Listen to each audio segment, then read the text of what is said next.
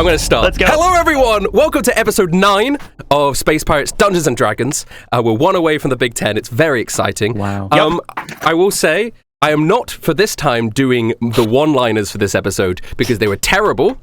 Instead, I'm going to flip the concept on its head, and I'm going to introduce my players with a genuine compliment. Oh, this is going to be the first time for me. I know. Nice. I am here with Tekking101 playing Crag. Tekking is a man who is so genuine in his content. It's something that you hardly see anywhere else on YouTube. He's always himself. It's incredible. I love the way that his brain works, and he's always a joy to be around. Rustich, I love you. Thank you. That's so nice. Thank you, man.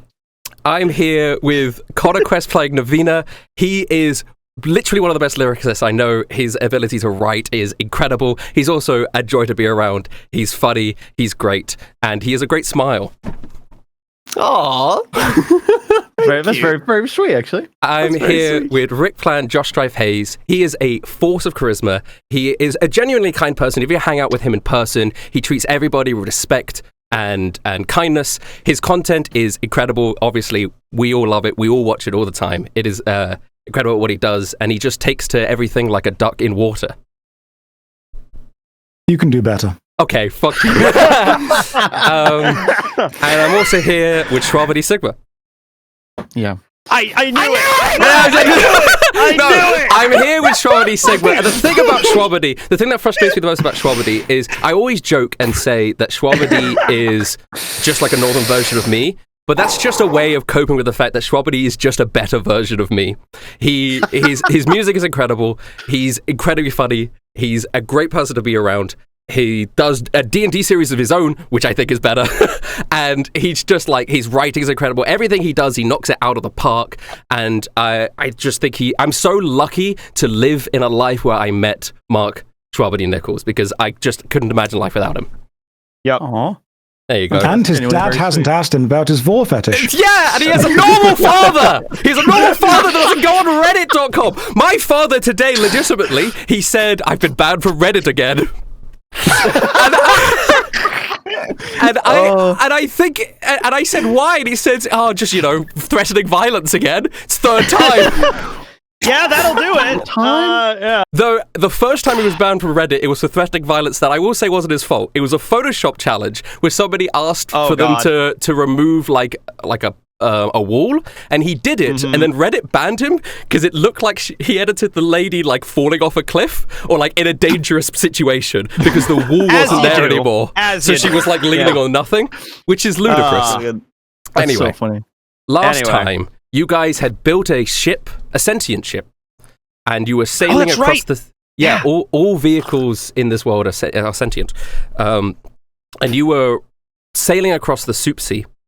And you came across this it's in your eye line now. It's not too far away. You could see this battle unfold between a Ashkar and his meat men and a dumpling noodle monster with a Tal on the back, and they're just in fight at the moment. What would you like to do? I mean, I think everybody turns to Captain Rick I forgot I need a pirate hat. I'll be right back. Hold on. So I made this deduction off stream, but I will exclaim it here. Is I believe that the noodle monster is on the Soup Sea's side. It seems you could assume that. Fighting. Yeah, you can assume that. Mm-hmm. Well, I think we are still probably underqualified to get involved in this conflict. Yeah. So I would like to propose that we find a way around the conflict. Well, I will say currently the ship is sailing towards it. So you're gonna have to fight. Stop it? Can we full stop, mateys? Are you sure? I really love sailing forwards. Oh, all right, buddy. You folded immediately. We can just steer. It's okay. Yeah. We have the capability. We have the power. You have the setup, the sort of computer setup that you guys I didn't built. go to sailing school, and we don't have water on my homeland, so I'm leaving this up to you guys. It's okay. I built this thing with my own hands. You did. I helped, says Pocket. No, you built it with your pockets. Well, I don't understand how that functions. I'm the one that gave it its... Because the thing is, Sigma almost built it wrong because he forgot to give it the personality. And I came in and gave it the personality last minute. Yes, we do have you to thank for this. Yeah. And you hear the ship say, my least favorite member on this ship is Sigma. And Pocket's like, I wonder where he got that from. Well, that's not nice at all, ship. I think it's not nice, him being alive. Oh, he really is really. This is Going in on it. Sigma. This ship really wants to kill you. I don't know if I would trust it. Yeah. Can Navina do a perception to see if she can notice like a different port that is not around? There are no port. No, you don't even need to do a perception. We're in You the can't open sea, right? You're in the Yeah. open sea at the moment. You're in the soup All sea. right. There's no ports around. All right. Captain Rickplan, you have just heard Navina's suggestion. I believe that's a phenomenal suggestion. Unfortunately, it does seem the puzzle that's puzzling us right now is getting past this kind of naval battle. Pocket, a quick word. Pocket, I have to ask, and I'm going to be direct with this. Did you imbue your hatred for Sigma into the ship? Captain, no, it just seemed to do that by itself. I think I imbued it with common sense. That was the problem. I see. And ship, hello there. You just said that you really like sailing directly forward. Is that true? I was designed to sail. I wasn't designed Excellent. to turn. You've also been alive, in a sense, for roughly 3 minutes. How do you know? Oh, don't give me these sort of questions. Can I roll I'm to sinking. see if I what? He's not. He's fine. No. All right. Can I roll to Emotionally, I'm determine sinking. how to steer this ship? Like where the mast is, not the mast. Well, that's the point. Oh, Like me no. You figuring out guys, how this works. You guys know how to steer We the know ship. how to sail it. Yeah. He's. Well, no, but Crag though.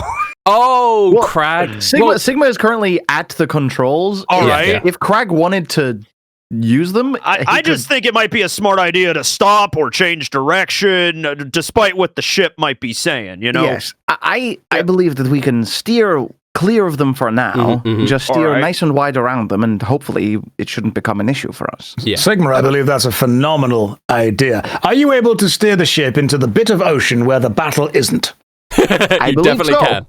You definitely Excellent. can. Let's give that a go, shall we? Do I have like a Alrighty. big wheel? It's gotta be a big You wheel. the I one who made the ship. designed it. Yes, I have a big, I have a big It's wheel. a big Yeah. wheel. You made it. Yeah. This is me turning the wheel. Mhm, and mhm. steering. Port Okay. side. Right. So the ship goes, oh fuck, and starts turning. Oh. And yeah, I want to keep us on our original heading. I just want to take a wide berth. Yeah, around Just this go fight. around. Yeah. Mhm. So you Well, are I mean, sailing around. We this should probably conflict. monitor what's happening in the battle. Yeah, While I'll it is, keep an eye out on that with my stunning perception. So obviously the sailing will take a while, and D&D combat takes seconds. So Yes.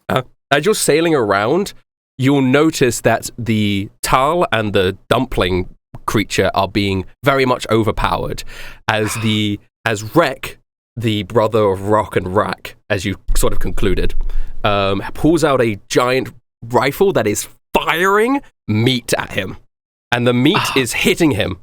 And I think, after a couple minutes, you see Well. So we're seeing that he's becoming overwhelmed, right? Oh, very much so. Then I do think That's the Ashtar for maybe you. I would make one more They're suggestion. kicking ass. I would make Mhm. one more suggestion to the captain, which is Captain, this towel on the back of the meatball monster. Is it what? No, meatball dumpling. Dump. Yeah. No, It's right. rapidly becoming a where I meatball Yeah, with yeah. those shots, so yes. Yes. He seems to be one of the Soupsy Sanctum's people. And they're the defending people that we land. want to be on our side right now. If we could save them, then perhaps it would ingratiate us with what's her name?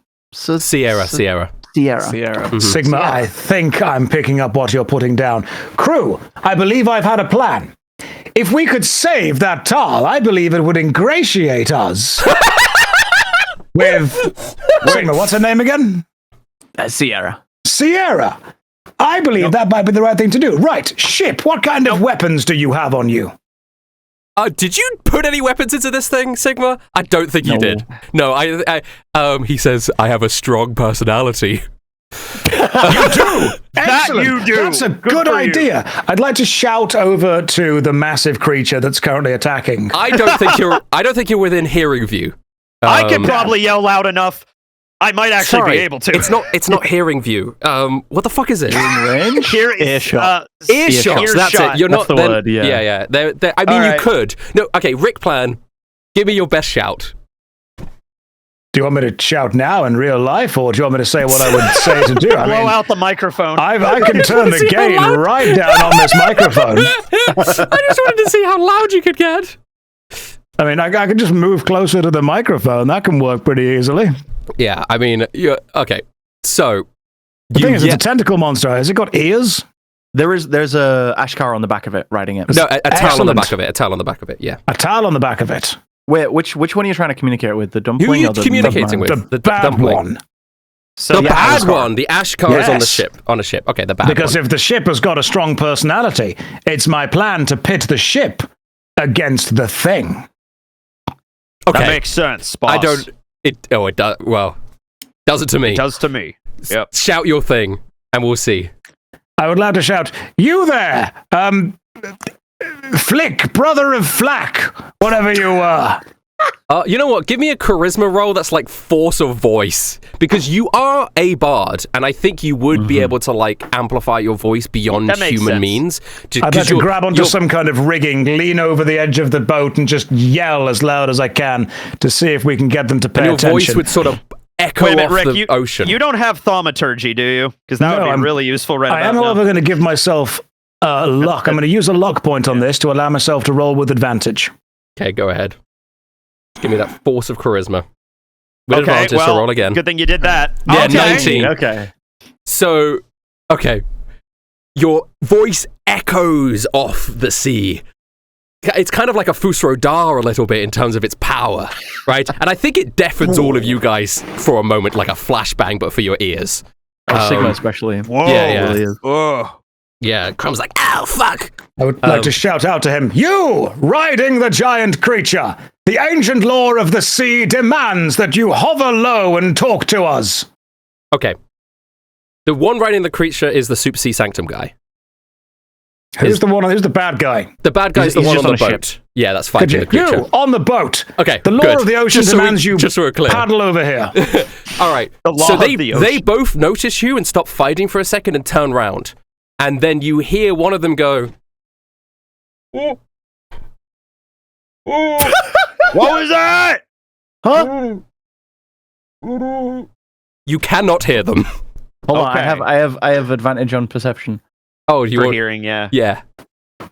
21. 21. Okay. So you There you go. Thank God Sigma's here. your lichen ears perk up and Hmm. you hear still quite quietly, a voice go, "Oh, what do you want?" But it's still quiet on the wind. You just hear that sort of Oh. whisper. Captain, I think they're asking what we want. Wait, We would like he to is- gain access to the Soup Sea Sanctum. Me too. That's why I'm fighting. Help me fight this guy and we can invade it together. Oh. And then you hear He- another he's- voice say, "No, help me. I'm dying." They're Does- both does, kind of pleading their cases to us. I'm not really. Does the Tal not have the mind power? The what? No. The mind power? What? I thought they could speak telepathically. Oh, that's sick. That's really cool. Wish I could do that. Yeah. I want to state just for like, I feel like Navina's obviously saying this because she doesn't know. But for anyone, Yeah. Tao obviously can't speak telepathically. It was just that one Oh. that you guys. It was just that one. Right, It, just well, the one. it was Okay. that was because of the shard that Crag ate. Mhm. He was Yeah, speaking yeah, through yeah. the shard. Tau don't innately have that, and this one definitely doesn't. Wait, They're, Captain, they're both pitching their cases. The Ashkar wants our help in killing this guy and invading the Soup Sea Sanctum. And then this guy wants our help repelling the attack. And then presumably... Wait, are we going going to be fighting my people? No, not at all. I think your people are pretty good, apart from the two that we've killed. Well, yeah. And they died in and an that one Ashkar over there. rally. Yeah. And that Ashkar guy. bad, Tau good in this situation. All right, yeah, I could rock with that. Yeah, that's cool. rock with it. I like it. Yeah, I can rock that's with good. that. Yeah, that's an Ashkar. It's Pocket. a Obscaran slang kind of thing there, right there. Yeah. I simply worry for our hull integrity. How do we fight on sea Well, Don't worry about it. This ship's hull is super integral, right, ship? You just smack the hull of the ship To test its sturdiness. Yes. I'm an old ship, sort of in parts. You were just built.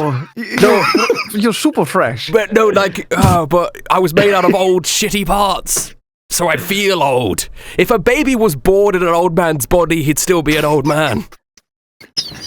Never thought about that? Crag is like, wait a minute. I'm steering the ship towards the fight, by the way. Oh, more turning! All I wanted to do was go straight, and you made me turn twice! It's all right. You can do this. I believe in you. Sigma, I believe you're about to ask me that if I fight on water. No, yes. It is boiling liquid. This is soup. It's soup. This is soup. It's hot, Rustic, hot soup. Can I attempt some kind of like... This is hot. This is hot soup. This is some kind of persuasion rule for the ship to kind of give it like motivation to like get moving. Like, it is. Listen, it doesn't need. It's doing it because it's just complaining about it. But make it. Yeah, I want to take away the complaining part. Oh, you want to make it feel better? Yes. Yeah. Well, I mean, what do you say to make it feel better? Listen, ship. You might say you're made of old parts, but you're a great warrior. You got a second chance at life, and I know that you can win this battle. This is your battle purpose in life. Wait, I didn't think I was fighting. I'm just. You are now. You are now, soldier, drafted into the first army of Obscarin. Let's go. You've made things worse. He was complaining about turning. Now you've given him more things to complain about. I'd like to give it a go as well. You know what, Clark? That's a good idea. I think I can get involved in this. Go for it, Captain. Go for it, boss. Oh, God. Listen up, ship. I've spent many of my years aboard spaceships going fast in straight lines. And the only difference between that experience and this experience is the amount of soup currently involved. But I believe that you, like all of the ships I've been on before, can go very fast in a straight line toward that thing. This is a lot of effort. I do want to state, but before you roll persuasion, this is a lot of effort to convince something to do something it's already doing. But give me a persuasion roll. Yeah, because I think we can use the momentum that we're about to build up to help with an attack. I am motivated, Captain. Give me a persuasion. Sigma, just do I think if you're going to, I'm going to persuade this ship to go really fast. 12. I mean, better than average. It's not the most persuasive thing I've ever said. I do think. I mean, Crag has just informed it. It's going into war. Yeah. Yeah. So imagine, POV. You've just been born. Yes. And you are forced into war immediately. You are drafted. But you're an old man. You've come. And you're fully conscious and aware of everything that's happening. Imagine crawling out of the womb, an old man being drafted into war. So Benjamin Button, basically. That's a hellscape scenario. That's what this ship is going through right now. It's pretty bad, but hey, it's going to have to fucking deal. I don't know what else to tell it. Yeah, and he has no control. Right, yeah. Okay. He is both a child soldier and also like a senior citizen at the same time. A veteran that's been like a 100-year-old World War II veteran that's just been told you have to go back into war. You know what I mean? Like, yeah. The war's not over. Yeah, World War III, time to go. Come on. It's like, I'm a veteran. Do I get a discount? You're not a veteran anymore. Go back to the war. Well, let's all board the veteron baby and go straight ahead toward the fight. I mean, it's such a good name for a ship as well. The veteran baby. Veteran baby, yeah. You guys are heading towards the fight now. Rustage, let me know when we're within throwing range. Okay, you are now within throwing range. All right, what is throwable around me? Pocket? Me. Navina? All right, Navina, let's go! Okay, so Navina, are you okay with that? Or do you want to get, like, where do you want me to... Absolutely not. All right, well, you said so I'm like, all right. You asked what is throwable. That was not my consent to be thrown. That's why I double-checked.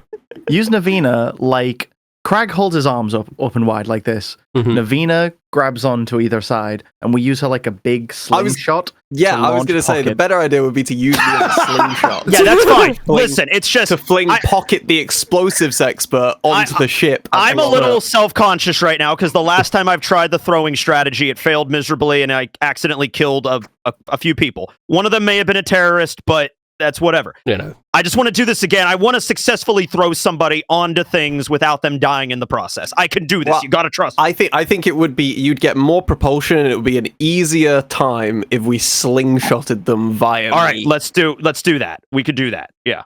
All right, Pocket. What? I heard all that conversation. I think we are going to throw you into the ship, He looks down at himself. and you can blow it up from the inside. Don't worry, Pocket. I'll be the one that's going to Mhm. initiate this with So, Navina I as a see- slingshot. I will say that now that your ship has gone round, instead of it being ship and dumpling like side by side, it is now the dumpling is closer to you and the ship is further away. So you would be going over dumpling. So if you miss Okay, so I have fire, to arc you will land over. Oh, boy. land on dumpling. All right. Okay, well How that's big is the fine because dumpling? then Pocket can That talk should be to the okay. tunnel. How big Just is gonna the do some dumpling? basic geometry. It's as big as the room I'm currently in, but you don't see I know that. how big that is, but You know how big That's that is. like small.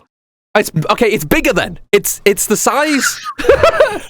It's like I would say it's imagine 2 cars stacked on top of each other. Oh, I Okay. genuinely thought this thing was like the size of a building.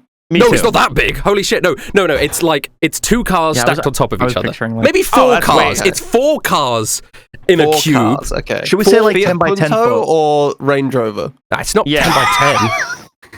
It's like 15 by 15. 15 by 15 Okay. meters or feet? 20 feet. 20 by 20. Something Okay, like that. Okay. Oh my, it keeps We'll getting do that. bigger. Yeah, it's Oh my growing God, actually. increasing. It's drinking the It's soup and increasing it's in size. We need to kill it now.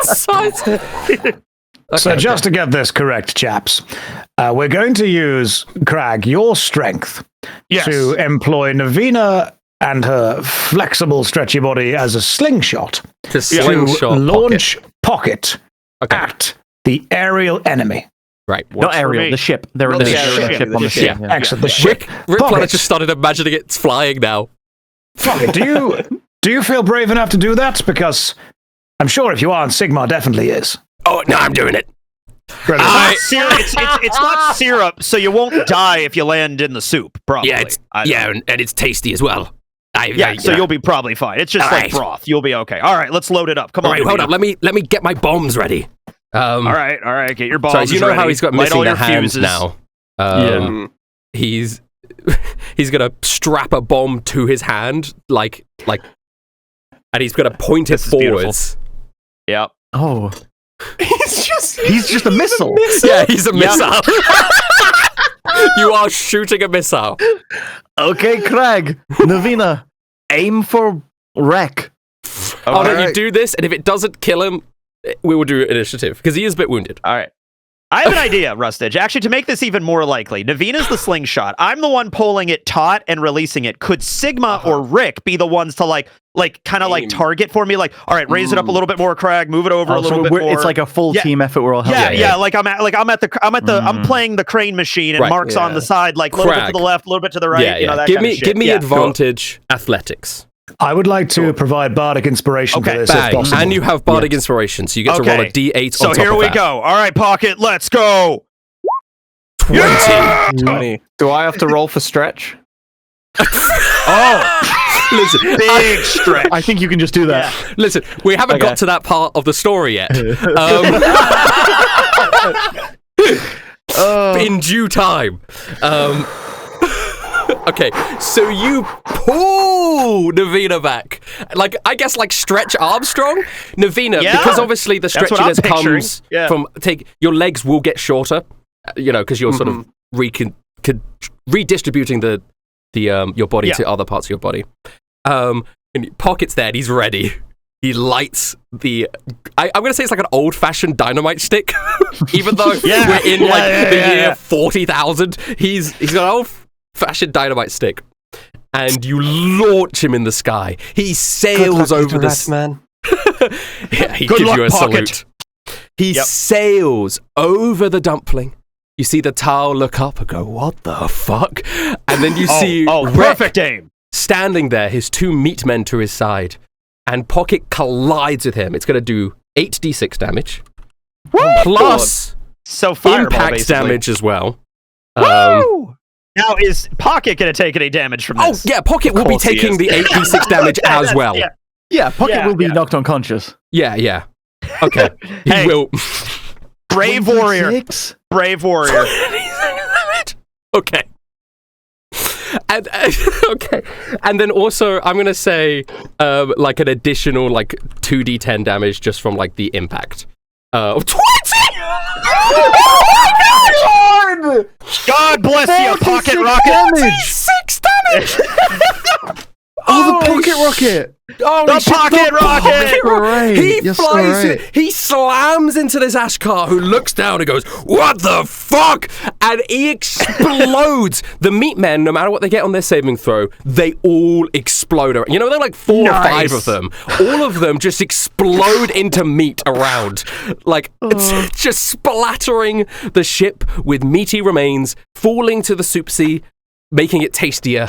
Wreck, brother of Rack, brother of Rock. He will make a saving throw. He still gets to make a dex save.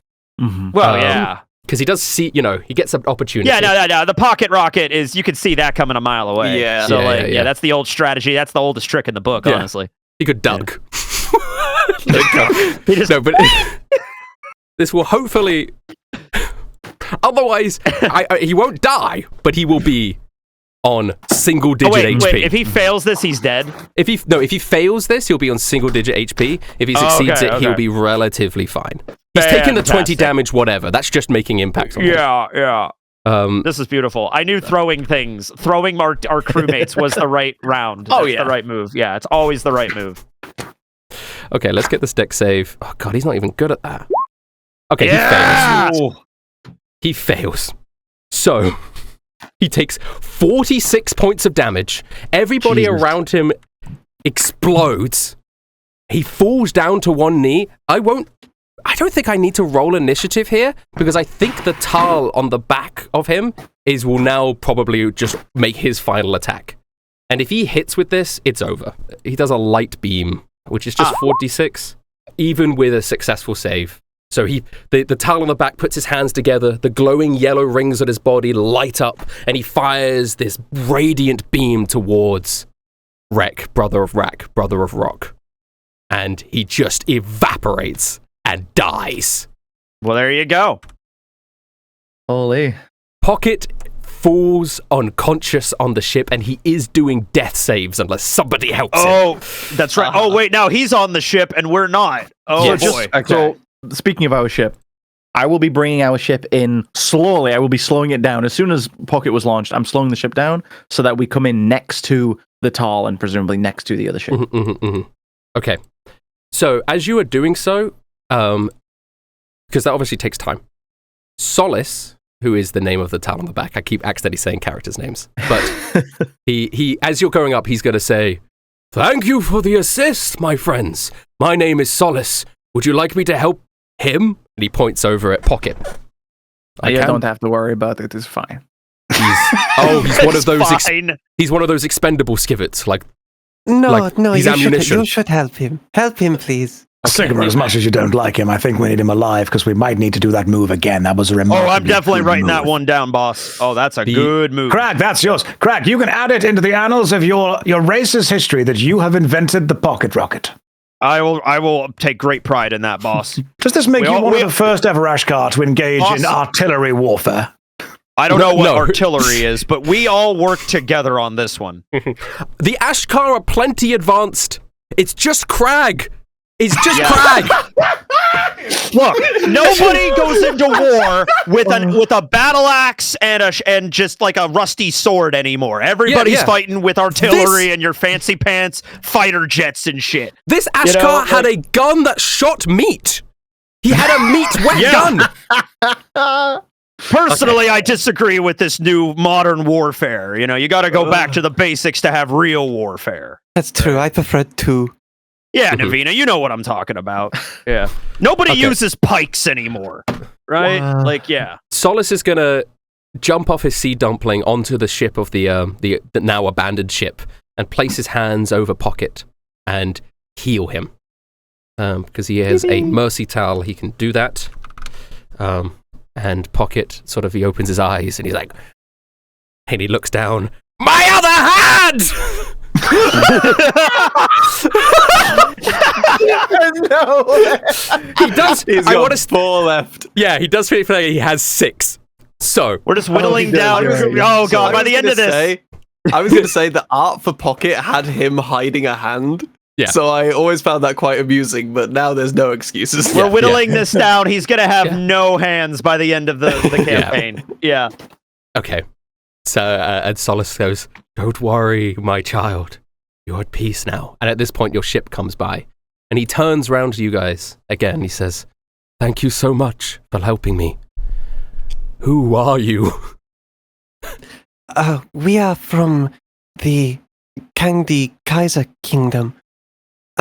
When you say that, he immediately gets back on guard again. Like he puts up his hands, sort of like, "Oh no, don't worry about it, though." Kaiser sent you? No, Kaiser is dead. Kaiser is dead? Yeah. Kaiser is dead. The new monarch is Mazipan. She has sent us in order to initiate truces. Truces? Sigma just give it a thumbs up. I'm trying to be reassuring, you know? Yeah. We believe that Rak is the ringleader to all of this war.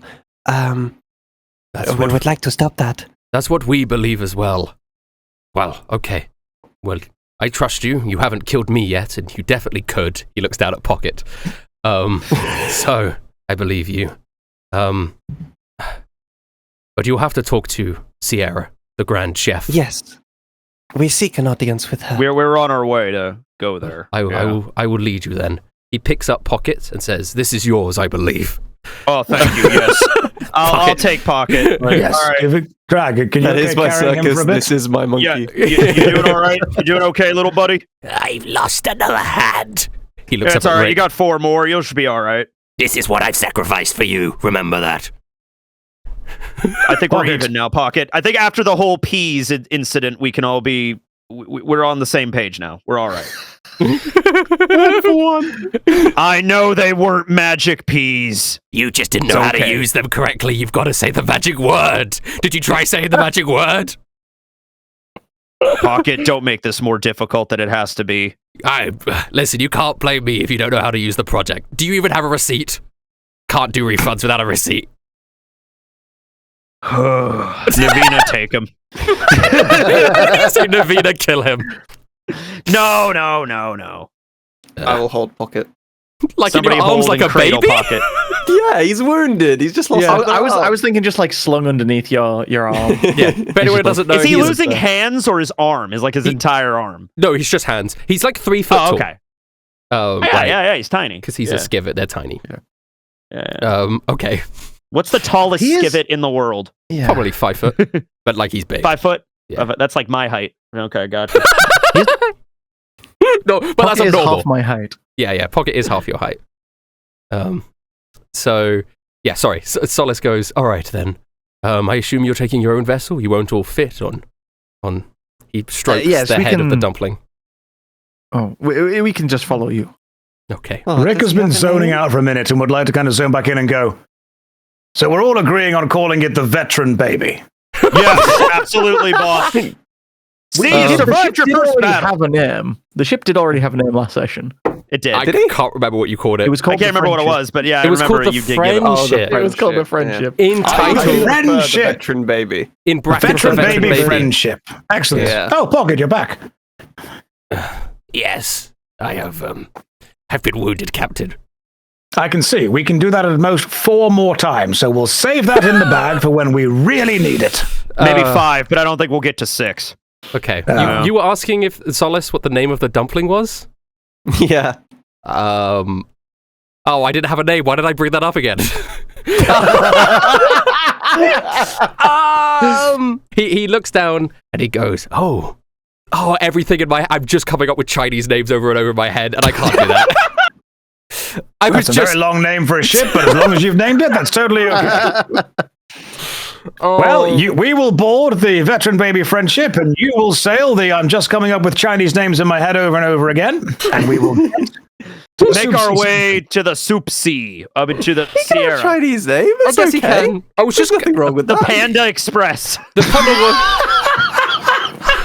Panda Express is good. No, Thanks, Jason.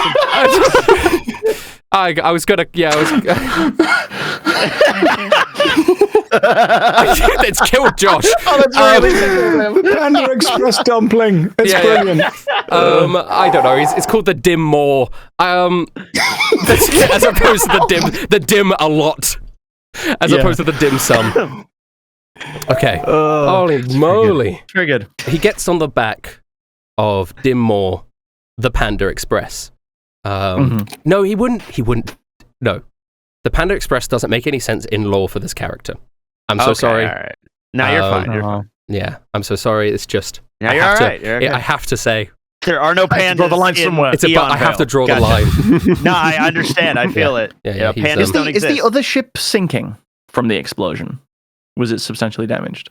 Yeah, there it goes. Yeah, Goodbye. I like that. Yeah, And you can hear it screaming as well because all ships are sentient. Oh my god! And it's like, oh, but Why do they dying! feel pain? Oh, they feel pain. Of course they do. It gives them more motivation to perform better in fights. So everything that's a vessel is alive. Well, they have personalities.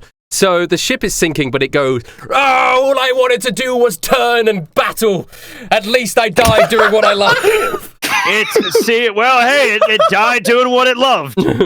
Okay. You see, veteran baby, you could learn a few things. It's dying. You want me to learn from somebody that died? That's the that worst what all advice. people do?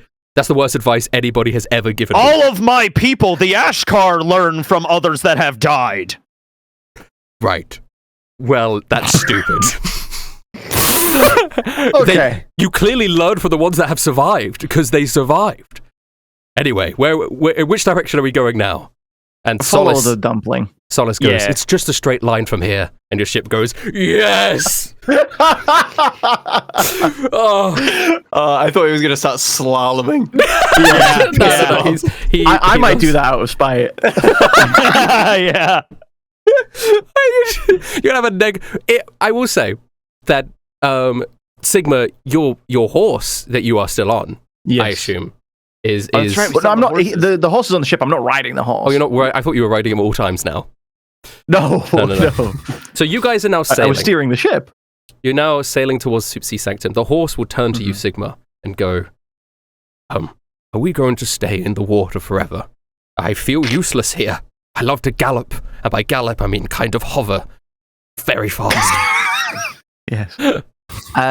No, we'll be back on dry land at some point soon. I'm sure. Thank you, Sigma. I mean, my liege, my lord. Just bows his Sigma head. is fine. No, your majesty. I don't. Was he always this regal? Yeah, he a little He's bit. a knight's horse. He's a knight's horse, my liege. Oh, Beautiful. then what should I call you? Whatever you want. You have not been given a name. I was Horse 4 before. Horse 4. You can That's name me 7 whatever you years want. ago. Force. Force is about- good. What about the Force? Oh, the great force. Live up to my ancestry. He looks up into the Force distance. 4. See, Force. he's learning from his ancestors. The ship is ignoring you. Okay, you guys, it's still a few hours travel to get to the center, to the actual Sea sector. So what do you guys want to do on journey? If you want to talk to Solace at all, if you want to just talk to each other. I'll patch up Pocket. Does My this rudimentary count medical as skills? as a short rest Short kind rest, of thing? yeah. I mean, Yeah, yes, it thank would. you. None Yeah, of you I got got my hurt. stuff. You didn't have a fight. Yeah, we kind of avoided that. Thanks, Pocket. You know, Crumb, actually, as you're patching up, Pocket is going to approach you, 22. Navina, and 22 is crazy. Is going to approach you, Navina, and say, hey, I didn't know you could stretch like that. I haven't really properly... Pocket, you dog, you. No, this is Crumb. This is Crumb. This is Crumb and Navina. I didn't know you could stretch like that. Well, yes, it's the semi-gelatinousness of Yeah. Velinari's bodies. I knew you could sort of reform your hands, but I didn't know it could go to that far and have a sort of level of elasticity to it. It's incredible. Well, to be honest, neither did I. You just did that without knowing it? Did it hurt? I knew it. I knew it would sort of work. But yes, it worked better than I imagined it would. Are you okay? Oh yes, no, I'm fine. Okay, It rarely hurts as long as I move. All the parts of me that need to be moved. Right. Am I able to make a note? I think I could. This has inspired my food science because you could do so much with jelly, right? I'm so used. Listen, my job. Here's the boring thing about getting into a job doing something you love is you love doing food science, but they only make you do burger-related stuff because I worked for Globobites. It's like if you were a musician and you're only supposed to do corporate jingles. It's like, so soul-crushing. But I could make my own jelly-based weaponry using you as a basis. That way we don't need to stretch you in slingshot. We could just create a pocket slingshot out of jelly. And other stuff as well. Do you need to take parts of me? No. But I might need diagrams. I might need to stretch you around a bit. Yes. Of Are you okay with me stretching you out? Yeah. All right. Okay. All right. Crumb, can I have a word? This is like the HR manager. Like, can I have a word, please? There are some comments you made earlier today. Crumb, just come over. The ship doesn't really have a private corner, which Sigma couldn't really build one, but unfortunately for you, it is we can just all hear practical. exactly what you're saying. It's the command center and then just empty space. Okay, so you're in Crumb, a big hall. Crumb, what I need you to understand is that the ship can hear everything you're saying, and the longer you talk, the more I think the ship might just kill itself. And Hey, Crumb! we're on the ship, which means this might become our problem. Crumb, I need you to understand that there are certain things that you do and don't say to people, and what you've done, you've mastered the things that you don't say. You're I don't understand. Spectacular at Wait, that. sorry, I don't understand. It's okay. Come, you cannot simply walk up to anyone and ask, can I stretch you out? There's a process. You've got to take her to dinner first. As a food scientist, I thought you would have at least known that. Right. Sorry, I didn't know it was a common thing to stretch people out. It's not unless the dinner has been provided first. Crumb, Right. you and I will Is this sit a down. Velinari thing? Okay. No, Crumb, it's more of a general interspecies thing. You We'll can sit down, we'll have stretch a out conversation. other species? What is going on over there? Sigma. Crumb, look at Sigma. Okay, I'm looking at... Is he stretchable? No, that's not the question we're going to be asking, okay. Crumb. Right. What I'd like you to do is I'd like you to look at Sigma. I'm looking and at then I'd like you to imagine yourself. And I'd like you to understand this. I don't like imagining myself. It always makes me sad. If Sigma, it makes us sad too. If Sigma were to do something, you do it. Before you do anything, I'd like to ask yourself the simple question, would Sigma do this? And if the answer is no, don't do it. Okay, so I understand. I'll keep that in mind. Thank you, Rickman. Excellent. He walked up to Fantastic. Sigma. Sigma, would you stretch out Navina? See, Crag did. Crumb, this is not the place for such discussion, please. Cut to the deck where Crag is like, well, time to do my stretches after every battle. Right. Sigma, is there any chance that you may have built a brig into this small ship? No, I'm sorry. That's okay. We all make mistakes. Crumb, Yes. how valuable do you think soup is in your discovery of food science? Oh, it's pretty valuable. I mean, you could do so much with soup. It's a Excellent. liquid, so Do you think maybe you should spend some time, potentially a great deal of time, looking at the soup over the side of the ship? It's a very good point. Same, I did seem to enjoy it. Maybe I should take a sample. I can't obviously drink it myself, but okay. All right, Captain. I mean, sorry, I'm not... Okay, Nope, that's understandable. Just go and stare at the soup for a while. Okay. I'm going to go stay at the soup. Sorry, Navina. We'll have to do something. No, Crumb, there's no more words needed, Crumb. Just soup. Okay. Right. He's going to go. Did he say something wrong? Navina, I want you to understand that if we shoot pockets 4 more times, we will then have to use Crumb for the same plan. Yeah. Crumb has 2 hands, so... Excellent, we get to use him twice. Crag. Oh my God! Yes, boss, Clancy's what's up? Genuinely mad at Crumb for something he does not understand. How Just are you finished up doing, my- Crag?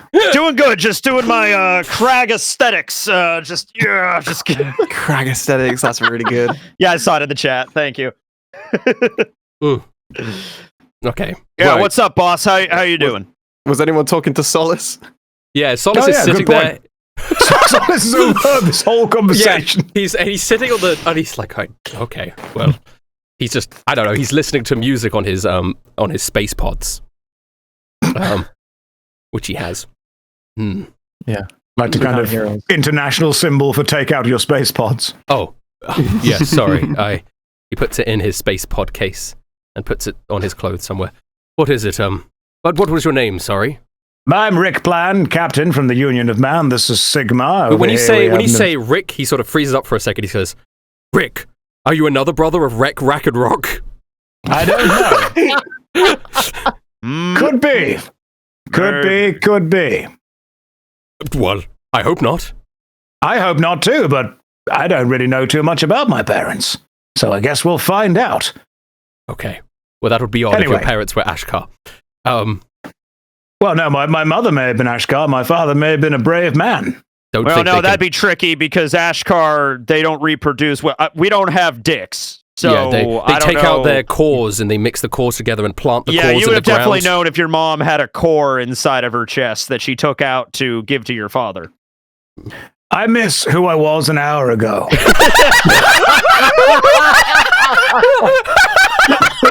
Wait a minute, boss. I need to ask you this question just because I am curious now. Do you have a heated core in your chest?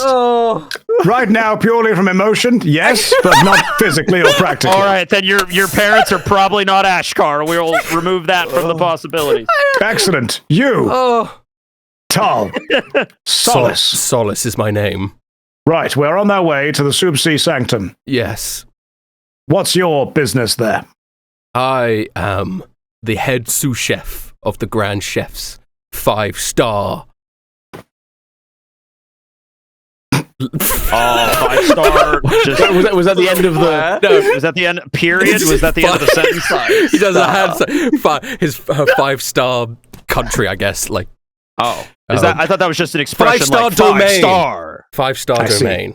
Okay. And there you go. are you able to get us an audience with whoever's in charge? Because of we kind of course. need the key I that is am dealing with head. the machine. Yeah, so head sous chef. You want to deal with the machine? Sorry. It's part of the plan, yes. Right, well, okay. Yeah, I'm not the person to talk to about this. I shan't give my opinions on matters that are for others. But, personally, I would love for you to get rid of the key. 1, 2. He looks dejectedly into the soup sea. But we'll see. It's the other warlords that are the problem. Don't you worry about them. I think we'll find a way to deal with them, especially with what we've discovered we can just do. Okay. Even if we So- don't get all the keys, I can always try throwing something at the machine. It might work. I don't know. No, It just don't might- destroy the machine.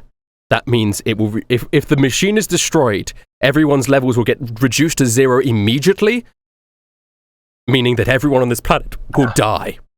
Well, wait a minute. So you won't be able to eat anything? No. All right, but what if the machine is destroyed? What's enforcing that authority at that point? It's a last minute protocol that sends out. If the machine is completely destroyed, then there's nothing left to send out that protocol. No. The machine is listen. The machine is controlling. It's science stuff that I don't fully understand. Right. Well, I went to college, so I think I have a shot at understanding this. Yeah. So, to put it simply, there is something in the atmosphere of the planet, like little nanotechnology, that is preventing you. That's like what's covering your mouth and stopping you from eating food. The machine simply dictates what that does. It controls it in the atmosphere. Oh, so we got to destroy the nanobots too. All right, that's impossible. But if you deactivate the machine, it will stop doing that. But if you destroy the machine, it will just. I think I'm getting them. Don't do that. It's just swatting them out the air. It will do its fail-safe code, reduce it to 0, and that will be the setting all the nanobots are on, and then it will be destroyed and nobody could do anything about it. Do you understand? All right. I understand now, but it's sci-fi shit. Listen. This isn't science fiction. This is science reality. Get to it. Just it makes sense to you. All right. Good. Well, how for reasons that may be relevant, this nanotechnology revelation truly is quite surprising. How densely packed are these nanobots? I will not be answering any more questions about the nanobots. If everyone on the planet were to collectively attempt to eat something, are there enough nanobots to prevent that from happening?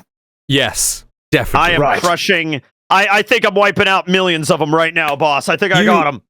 They are microscopic and they reproduce quickly too. Well, that wait, they can reproduce? What? Yeah, so if you destroy them, there'll be more. It's just, we all agree to it anyway. What about a planet-wide EMP or something like that? That might do Unfortunately, they're EMP resistant. All right, so you wanted EMP then. All right. This seems like an incredibly powerful bioweapon. It is incredibly powerful, but it's the all only for the reason sake why... of making people not being able to eat food. Yeah, it's sort of the basis of what Gastrovia is built upon. We still don't know who invented it. A great scientist from many years ago, back on the, beginnings of this planet. Anyway, look, we're approaching the Soupsy Sanctum. Well, hey, that was a good. Hey, we had like a few hours to kill. You said so. That was the conversation we had. It makes sense. What are these nanobots made of materially? He's going to say a material that you don't recognize. Okay. Rising from the sea. Now. All right. Right? It's Soupsy time. Everyone lock in. Soupsy time. Okay. Rising from the sea are vast, translucent bubble domes, each one shimmering in the sun. Inside them, entire districts float, gardens of glowing aquatic plants, buildings suspended above the broth, winding walkways that curve along in the glass like veins in a living organism. At the center of it all glides the Soupsy Sanctum itself, which is a grand floating monastery anchored between the largest domes. Its architecture is smooth and flowing, shaped like a crescent shell resting upon the water. Steam rises in gentle spirals from its terrace. Whoa, there's terraces. This place is beautiful. Wow. Yeah. And Solace leads you now on the back of his dumpling monster into the city, sort of between some of these domes. You're looking at them. You see bridges of hardened broth crystal. Is that a thing? Connect the sanctum. It is now. Yeah, perfect. Connect the sanctum to the surrounding bubble districts. I imagined hardened soup. Yeah, you're fine. Hardened soup. It's a liquid, Yeah.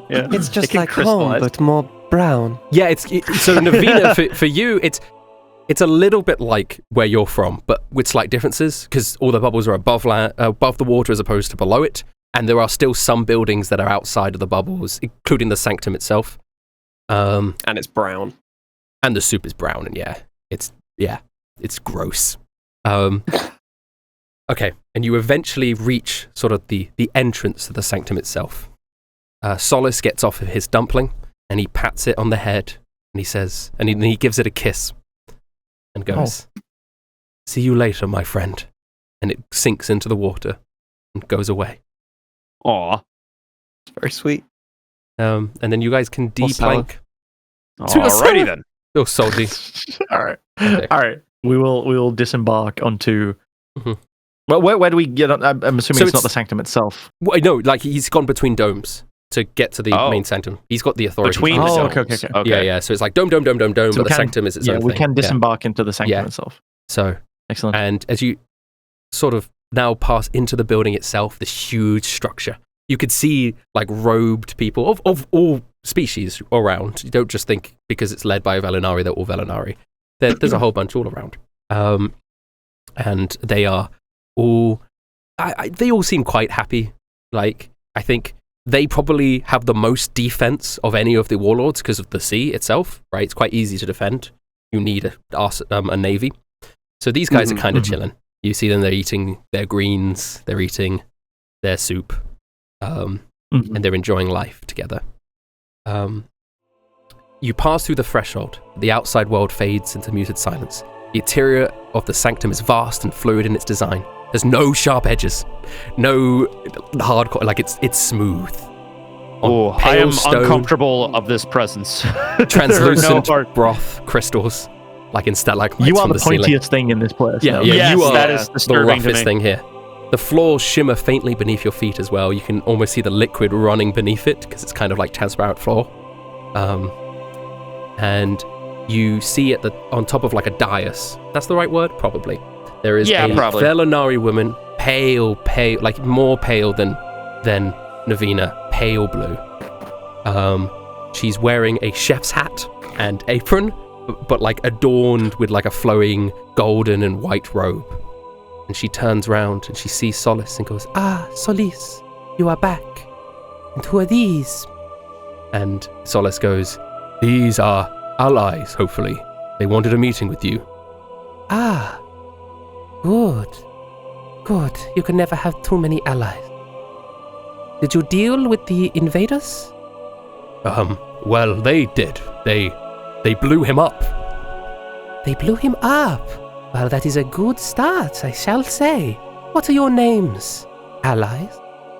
Probably. I'd like to gather everyone in quickly and be like, Every time! I want to Take state that for the moment. record, every time you guys meet a new significant NPC, you stare at them and then you go, "All right, huddle." I mean, hey, we just want to make sure we're yeah. We'll be with you momentarily. What's up, how boss? are we playing this team? Are we playing this with 100% truth? Are we playing it with a little bit of intimidation, a bit of persuasion? Are we going in there with a little bit of gravitas? Are we going I in have there a good calmly? one. How about this time? I'll be Sierra. No, wait. I'll be Sigma. Sigma could be Navina. Navina could be Rick, and Rick could be Pocket. I'd love to be Rick for this plan. You know what, Craig? Okay, let's see how this goes. Wait, who's who? Wait. I get to be you, Craig. I am. Yeah. I don't like. I am Sigma, son of Sven. Not my father's name. I am think Craig, that we should, son of Kronk. He got it. He got it right. Yeah. Captain. I believe that Navina can take charge here, and we can lead mostly with the truth, and we can be largely honest until we don't need to. We could have a real ally here. Shut up! I hate you. Oh, he's playing Pocket well. Oh, yeah! Oh, incredible.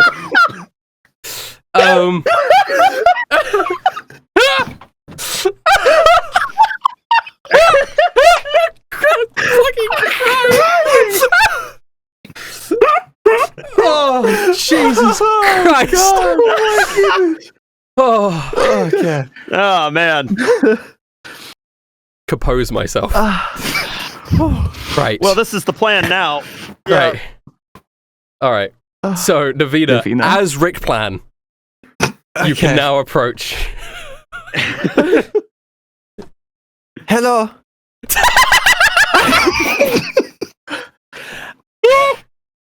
My name is Navina. Why does it sound like Borat? Navina trying to do an impression of Rick Plan is Borat, apparently.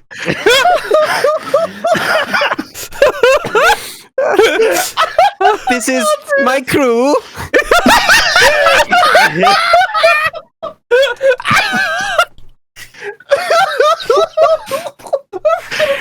Stop the stream. I'm Let me gonna out. piss myself. Let me out the ride. Sorry, I'm who is Sigmar Yeah. supposed to be? Navina. Avina, Yeah, apparently. Okay. Listen. Oh gosh. Holy moly. Right. Crumb does feel left out. You didn't give him any character. Bless him. Okay. Right. Sierra looks at you and says, you are Rick Plan? Is that... Yes. It's so nice to make your acquaintance. So, where do you hail from? Oh, well, I come from St. Marinus myself. Rick Plan, I believe, comes from the Union of Man. Wait, are you Rick Plan? Or... Sorry, I'm confused. Well, you say I'm playing pretend. Wait. I'm Navina. Okay. Why are you pretending to be Rick Plan? Because Rick Plan taught me to. Which one is Rick Plan? I am Rick Plan. Oh, okay. Well, sorry, oh god, she puts her head in her hands. This sort of shit I have to deal with. Fuck. Man, Let us start over. We are here from the Kaiser Kingdom. Oh, you're Kaiser's men. I don't like Kaiser's Kaiser men. is dead.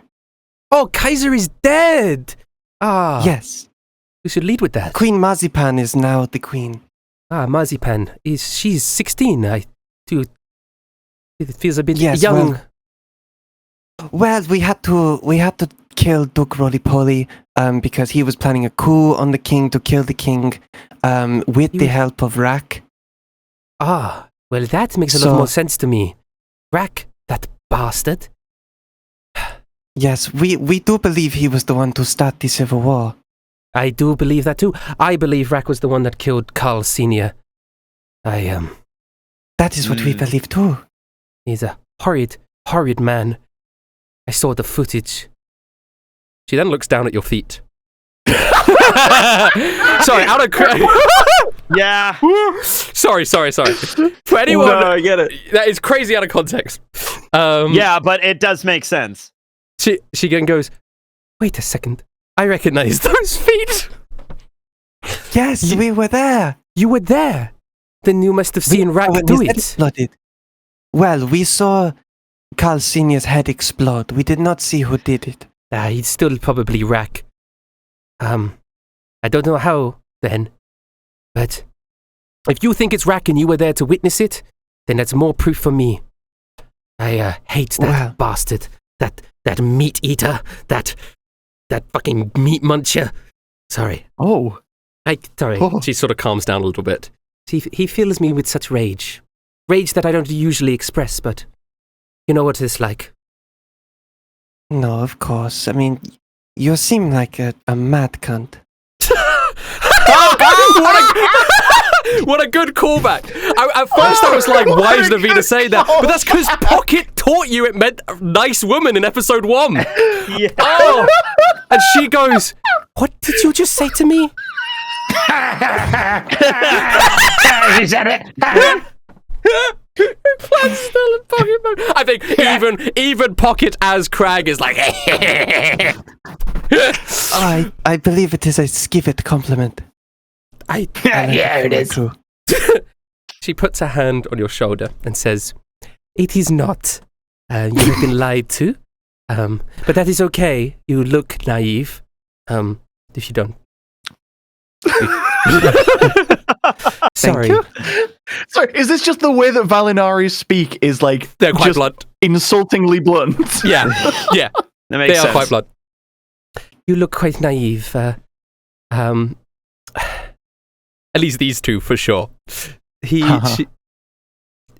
That does not mean what you think it means. And I would appreciate an apology. Oh, I do apologize. Good. I am Sierra. I didn't formally introduce myself. I assume you already know that. I am the 5-star Grand Chef of this entire domain. The food that I create is legendary. The way that I can bend plant to my will is incredible, impeccable. I have 5-star ratings from every single chef that has ever eaten at my restaurants. Ooh, that is very, as you say, impressive. I am Sigma. I'd like to walk over quickly. Sigma and Crag. I'm not entirely sure the tactical advantage that we've bought ourselves by doing this, but I have to admit it was a bloody good plan. I think now, however, it might be an idea to actually introduce ourselves to the person that we might need to make an ally, because I don't think they understand what we're doing. However, this is a great plan, and we should definitely use it again in the future. 100% with that, yeah. I'm still not on board. I'll be completely honest. That was an excellent impression of Navina. Well done. I was going to say, was that Navina? Yeah.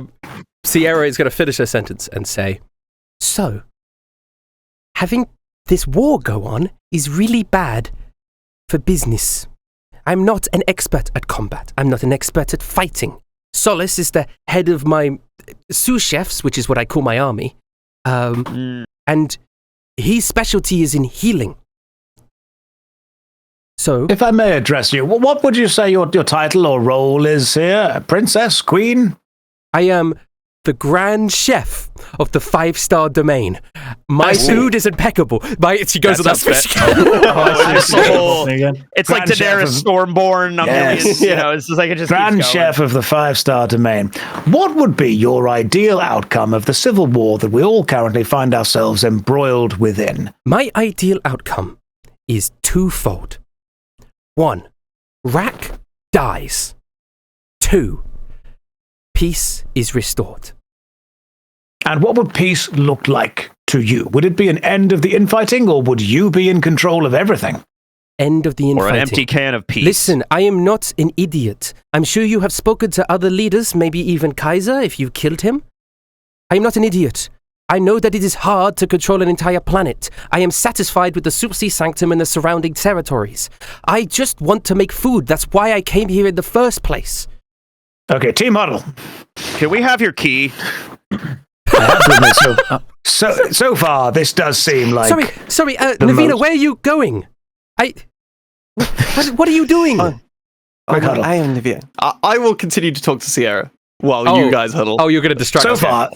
So far, this person definitely seems like the most sane and rational individual we've met. So, yeah, that's why I'm thinking they might just give me the key. If they just give us the key, then that we might be able to make this. Absolutely, it might be an idea to have them in charge. But what I'm also thinking is, if we destroy this machine and nobody can eat anything, then they're going to be remarkably unhappy. If they're a 5-star chef, how would anyone know if they can't eat food? Not to mention, they'd also die. Yeah, you want to deactivate the machine so it doesn't stop anyone. Yes. Yeah, we got to deactivate it. Yeah, that's your goal. Absolutely, yes. Yes, if we deactivate the machine and there are no levels to food anymore, everyone in the world will be able to eat her 5-star cuisine. So surely that's the best possible thing for her Still business. a giant cloud of nanobots everywhere, which is a little disconcerting. One problem at a time, Greg. Yeah, I know. Unkillable, unknowable nanobots swarm after everyone's one problem at a time. Yeah. Sure, glad that's not going to come up again later. Actually, you know what, Spud? That's going to be your job. In the background, I want you... Spud is here! Spud, he's in the fridge. Spud, I want you to be working on this in the background. Some way to deal with the nanobots. I believe in you. You're the chosen one. You are the Koshtar.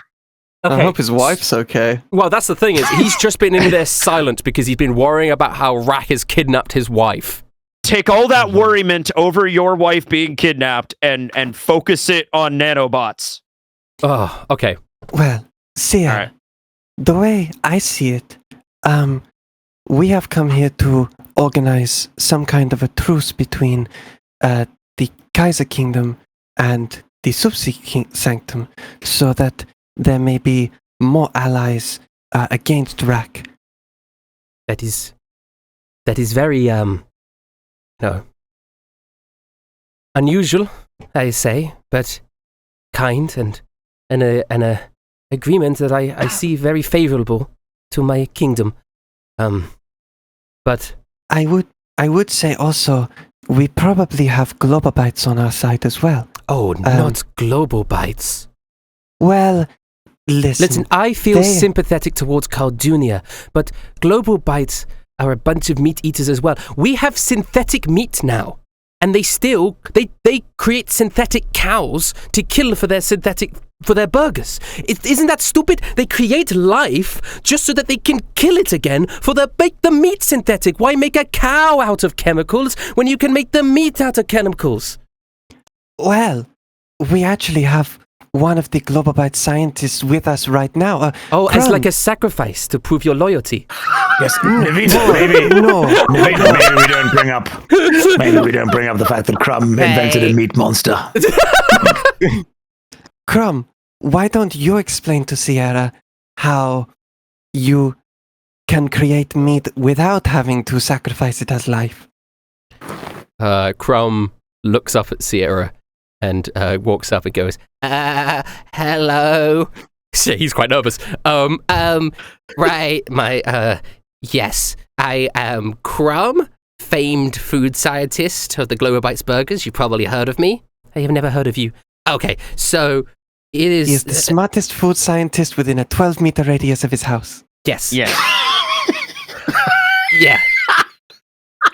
I as Navina has said, I can make synthetic meat. Is that what you wanted me to say? Yes, and you can do it without making them as cows. Yeah. Well, listen, I already told you I know that they can do it. They just don't do it. They make the choice not to. Are you So I saying... believe what Crumb is trying to say is that if you were to aid us and allow us to take an amount of power over the city or over the planet in general, Crumb can ensure that your will of no more suffering does indeed get enacted. She stands stunned for a second and goes, wait, you are offering something for me far greater than I originally thought. So not only will you end this war and kill Rak, but also put a ban on animal meat across the That's entire a thing planet? we can definitely consider, but what I think we should probably instead do is look into how we can access the machine that decides what people can and cannot eat. Because, consider this, five-star chef. Consider this! No, you are so right! I am so sorry to cut you off, but if we access that machine, we can make it so people physically cannot eat meat. That's what I was going to say, but the first thing we'll need to do is access Get the to machine. that machine. Right. Well, this is perfect. Well, as a test of loyalty, obviously, if you aid me in fighting Rak and we kill him, I was going to say I'll give you the key. I will do better. I will come with you. And I can show you where the machine is. All right. And I will No need. No, I insist. I insist that I come with you. That sounds good. You want to join our crew? No, Rick, we don't know where it is, so we do need someone to guide us there. Yeah. Yes, I mean, but we also yeah. don't want her with us because then she'll put whatever she wants into the machine. The idea ultimately is to reach the machine and then decide what we think is best to do with it. why are you guys whispering to each other? I'm not whispering. I never whisper. By the way, I'll be the one to kill Rak. Yeah, I'll be the one to kill Rak. If there's an Ashkar, you can kill them, Crack. That's fine. Yep. Thank you.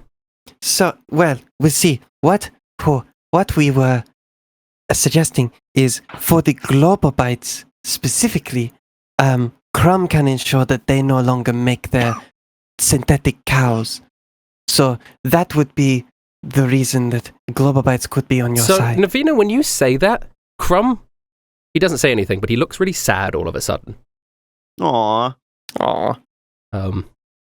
And I could cast heroism. that's not why he's sad. We can make That's him not- less sad for approximately 1 minute. That's Yeah, that's what he's not heroism sad because does. he's scared. Just you saying that made him realize something, and it made him sad. Anyway, so Sierra goes, well, that's like he can promise that it is fine. We have a way of just stopping it completely. It's perfect. There's no. If you agree with me, which you say that you do, we do that. It's perfect. I don't know why we need to do something more complicated than that. Let's it is perfect. It's a perfect plan. Right. Well, shall we go to war? All right, that sounds good to me. Yeah. Just don't tell the ship. I suppose we should. Oh, I have my own vessel. Sweet. Do you have another vessel that we could use? Yes, we will ride. We will ride on Arch my doesn't boat. like war. It's like a pacifist or something. I am not a a big fan of it either, but I will do it if it achieves my goals. Yeah, that makes sense. And our goals, just to double check and make sure that we're all definitely on the same page with this thing, kill Rack. the guy. Yeah, Rick, Grill Rack, Master. Rack. Rack. Kill Rack. I Yes. could never kill you, Rick. Then you probably could very easily, to be honest, Greg. Well, maybe if you violated the 5 Ashkar laws, but the odds of that are very low. So I love the look at fact the that I don't know 5 what they are, laws. so every day is living with a little surprise. So then we find the machine that controls the nanobots, or in many ways, as we've discovered, prevents the nanobots I from doing assume things. you already have Kaiser and Carl Jr.'s keycard? Only Kaiser's. How are you going to get Carl Jr.'s? We would ask him for it later. That he would just Yeah. give it to you? After what he's seen we can do, I after think he we- would. Yes, after we helped him, we would ask for that as a reward. And what is involved? This is new information to me. I didn't know you were helping Carl Jr. I thought you were only helping Princess Marzipan. It's a Oh, well, complicated... that was our main thing. So we came here to Globobites, and then we saw Carl Senior's head explode. Carl Jr. came to us because we were the witnesses and said, "Please find out who did this." And so then we went to the Candy Kingdom. I understand. We stopped the coup, and then we came here. I understand. And you have concluded it is Rack. We kill Rack. It is good. All right. Understandable. And then he promised the key card in return for his father's vengeance. We haven't asked him yet, but we will. We lost communication with him. Sorry, what did he promise you then? That did was he part of promise the us? discussion. He promised you to let your ship go. He promised to unlock the ship Yeah, spaceship. yeah. Was it, I think the only Yeah. thing he promised you. Maybe. Actually. So do you communicate that to her? We'll get the key card. Yes, if Carl is the only thing left in our way, we will find our way. Okay. That is okay. Good. Fine. Whatever. We will take my ship then. Most of my armies are dead. I cannot put it any more bluntly than that. Same. I am a desperate woman, and you have come here on my doorstep with the best thing that has ever been offered to me, maybe in the last 10 years. So some people may say I'm brash. Some people may say I'm being reckless. But right now, I just want to go. I just want to go with you, take me far away from here, and we shall fight. I completely agree with that sentiment. This is not the first time I've turned up on a woman's doorstep and they said that they are brash and reckless and I was the best thing to ever happen to them. So let's go and do this. Well, All right then. Okay, so yeah, she definitely looks quite desperate, and she leads you now out into the dockyard, and you see this massive, shining, golden vessel. Oh, wow. This incredible vessel. It's got like trees on it as well, and plants growing up the stems and all of that. And there's a bunch of like guards who go, head chef, where are you going? Grand chef, where are you going? And she's like, I am going to kill Rack with these men. Solace will be in charge whilst I am gone, but hopefully I won't be gone for very long. And they go, yes, yes, chef. We're not bringing Solace with us. Well, somebody has to be here to oversee. He's so good at healing. He is, but so am I. Oh, you are? Okay. All right Yes. then. Now, I see, just- that's a nice looking ship. That ship probably is okay. Are you all right going to war? The ship opens its eyes, sort of mentally. It has doesn't have eyes? it doesn't. Oh, okay. Right. And you hear a voice boom from the ship that says, "Who speaks to me? That is not milady." Crag, son of Kronk. It is that is our new ally. You treat him with respect. Oh, milady, of course, Crag. Oh, I will do anything for milady. We're going to war then. Then war it is. Whirr. You'll get used to it. He is we designed it to be obedient, and unfortunately is a little bit too obedient, but you can't really complain. The issue with the whole sentient ship thing is oftentimes it has a mind of its own. Okay, Right, yeah, that's just different personalities. Yeah. We are aware. We do not I have the miss tech. spaceships. We do not. I miss spaceships too. We do not have the technology to be able to create personalities to exact specifications yet. Ah, Oh, it's just you kind of roll the dice. You kind of just give it vibes. It's because it's life. It's a soul, is what it is. It's unpredictable. Wait, no, you can't be suggesting that these things are actually alive. It's like an artificial intelligence. No. Right? They have souls. I love you, They have- Ship. You were like him. Further question. Yes. Further question. The souls exist? Oh, everything's Oh, connected yeah, via the souls great exist, Sigma. Everything's connected via the great flow. Do you not understand? I don't know if Navina has told you, but See, I've been trying to tell them this. the great flow But none connects of them all will of listen us. to the teachings. Yes, the great flow connects all of us and is inside each of our souls. You can hear each other. The Velonari just have a special connection to it, which lets us, and she speaks in your head, Navina, now. Talk like this. You didn't hear that, actually. Navina, what did I say? Talk like this. Yes, we have that. So, Grand Chef, I must ask, does everything that exists have a soul?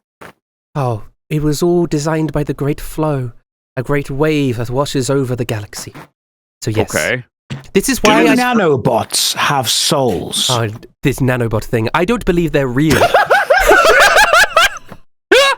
I think it's just propaganda. I think it's just something. I think it was just something that was said. Right, exactly. Right, I know. Yeah, we can't even see them. I'm trying to look right now. I don't see any of them. I think it's something that was said that will to try and control us and make it so that we don't just destroy the machine. And nobody's, people are too scared to take the risk. But it doesn't make any sense to me. I don't think they're real. I'm inclined to agree. Yeah. I don't think it's worth the risk. Well, exactly. I mean, tell you, if you all let me teach you about the great flow, we may not even need the headsets anymore. I'm okay with that because every single time, the only people that talk to me is that dream guy that gaslights me all the time. Navina, the amount of times I've tried to teach non-Velinari about it, nobody truly believes because I've never been able to get them to connect with me via the flow. And it's just a lack of faith, I feel. Let me try. Okay. Let me try to connect with your flow. All right. Crag. Yes. She's going to try and telepathically say something to you now. All right. Yeah. You're not getting it. So I want to say for the audience at home that the Great Flow is like a scientific psionic link that Velonari have, but they don't realize it. They just think it's a religious thing.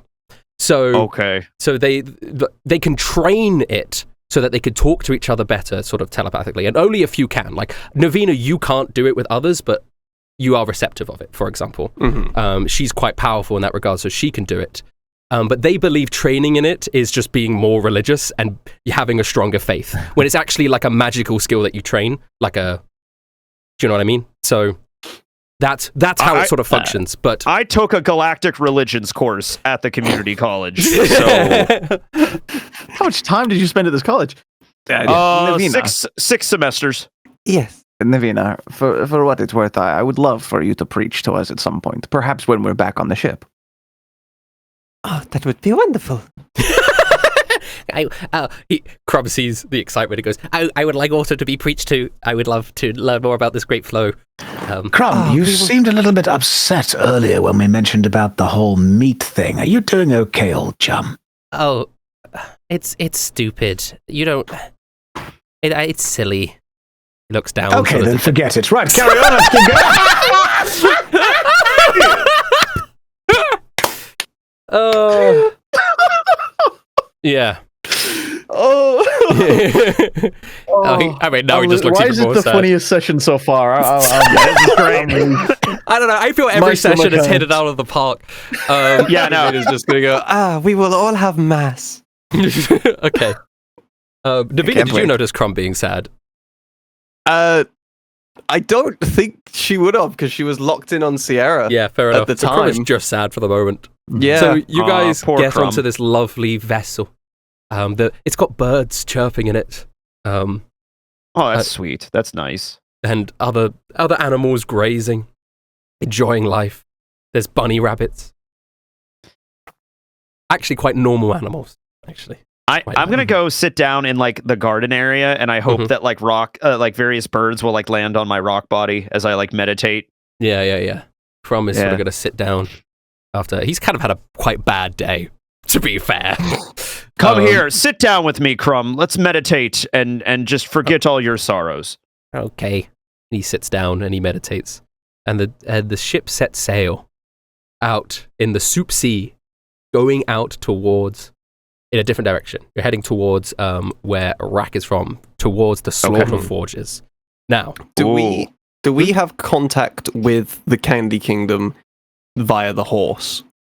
ooh, Ah. because I was about to say, I think you got her number on the thingy. I think you have connection with her on the ear thing. because ideally we want her to send a load of troops with us Towards the Slaughter Forges. towards the Slaughter Forge. Okay, So we I have, think you like, can contact her, yes.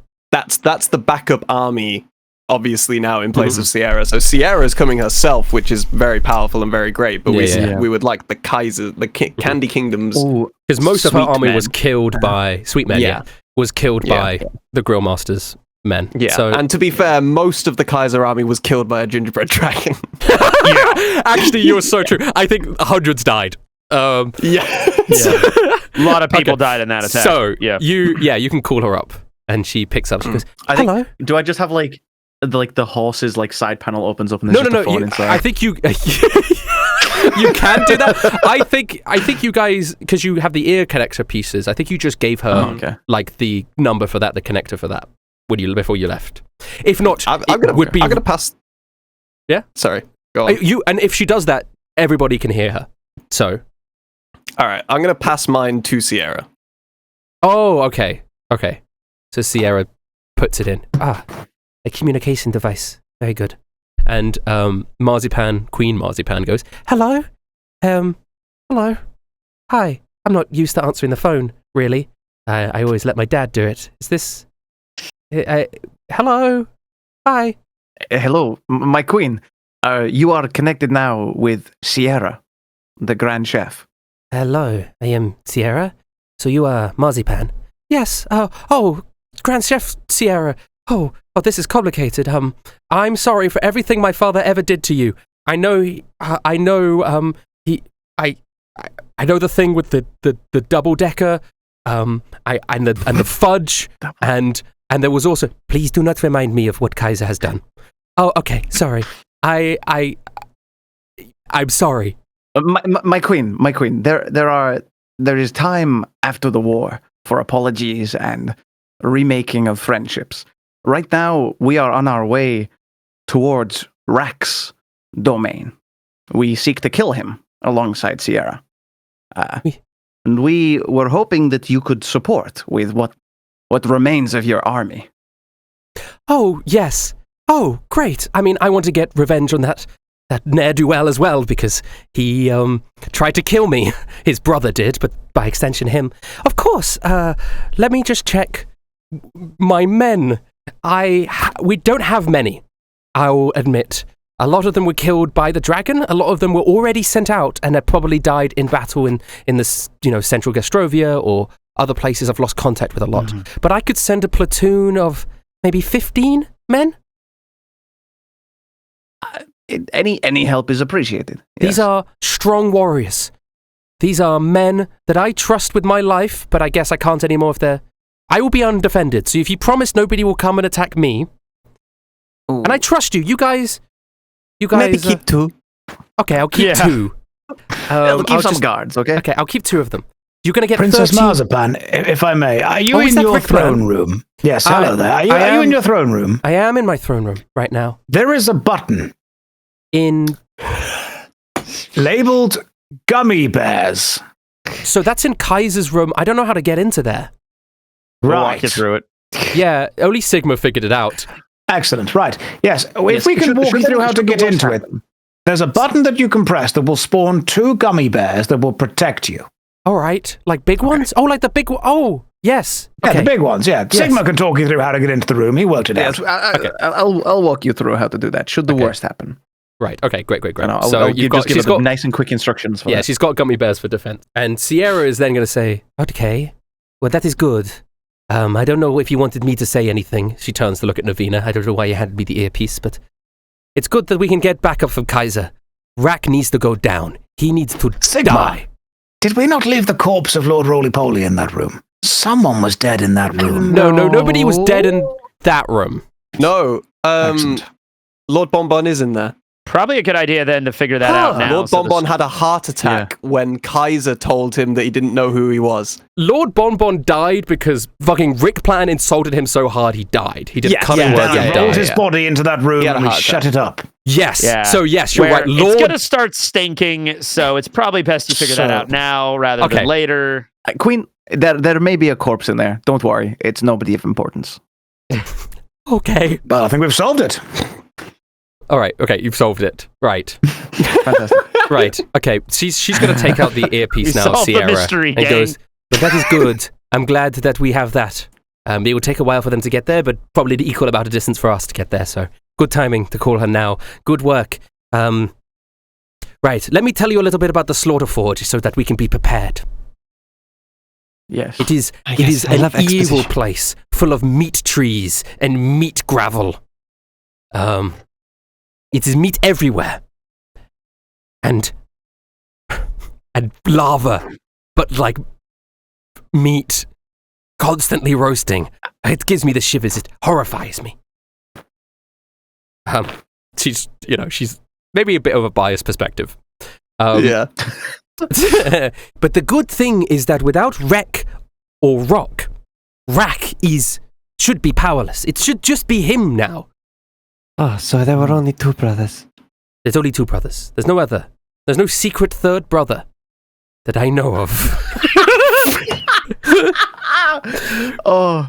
But what there is Rak's food scientist. And Crumb sort of looks up. He has a food scientist, Dr. Brenda Brisket. Okay, both of those could have worked. Yeah. Brenda Brisket. Brenda Brisket. I mean, both. I mean, it's fine either way. No, it They're has to be both a type brisket. of food. No, biscuit I doesn't know, work but because you that's eat Kaiser. biscuits with like meat and stuff. By the way, I'm really jonesing for a steak right now. So damn, Yeah. Rustage. Like Dr. Brenda Brisket. Brenda Brisket. Brenda Brisket. Yeah. She is evil. She creates... Regular animals is not enough for them. She creates these amalgamations of animals so that they can... And has them fight Ooh. in the slaughter forests. And the strongest ones, they then kill and cook. And they say it makes their food tastier. The problem is we have to go through the slaughter forests to get to Rak. Oh, So... I see. we will probably come into contact with one of these meat amalgamations. well, So- hopefully it is a new one. Be prepared. Okay. Yeah. Yes. All right. Your chefliness, we are always prepared for a fight. Chefliness, I like that. Did you say Dr. Brenda Brisket?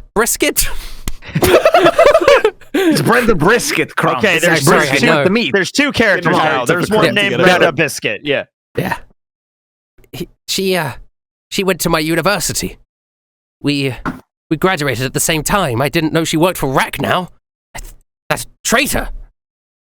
Do you remember her being evil? I remember her being cold and I respected her though. She was ruthless, but in a good way. She used to like laugh to herself all the time, but I just felt she was always in a good mood. Should be doing a uni assignment, just like. Yeah, it's like evil laughter wherever. I didn't know. Well, now you do. Were you friends? Well, I thought we were. I saw us as friendly rivals. She would do a project, I would do a project similar, and then we'd compare them, and I'd be like, haha. And I mean, she wouldn't say much to me back, to be fair. But that's okay. She's not very talkative. I did all the talking in our friendship. And sometimes she did That playful checks out. banter, like friends do playful banter, like you guys do, where she'd tell me to fuck off and die, and and I was like, haha, you too, friend. So Yes, we do that often. Could we visit earlier? Are you sure we like visibly saw Crumb sadder than he normally is?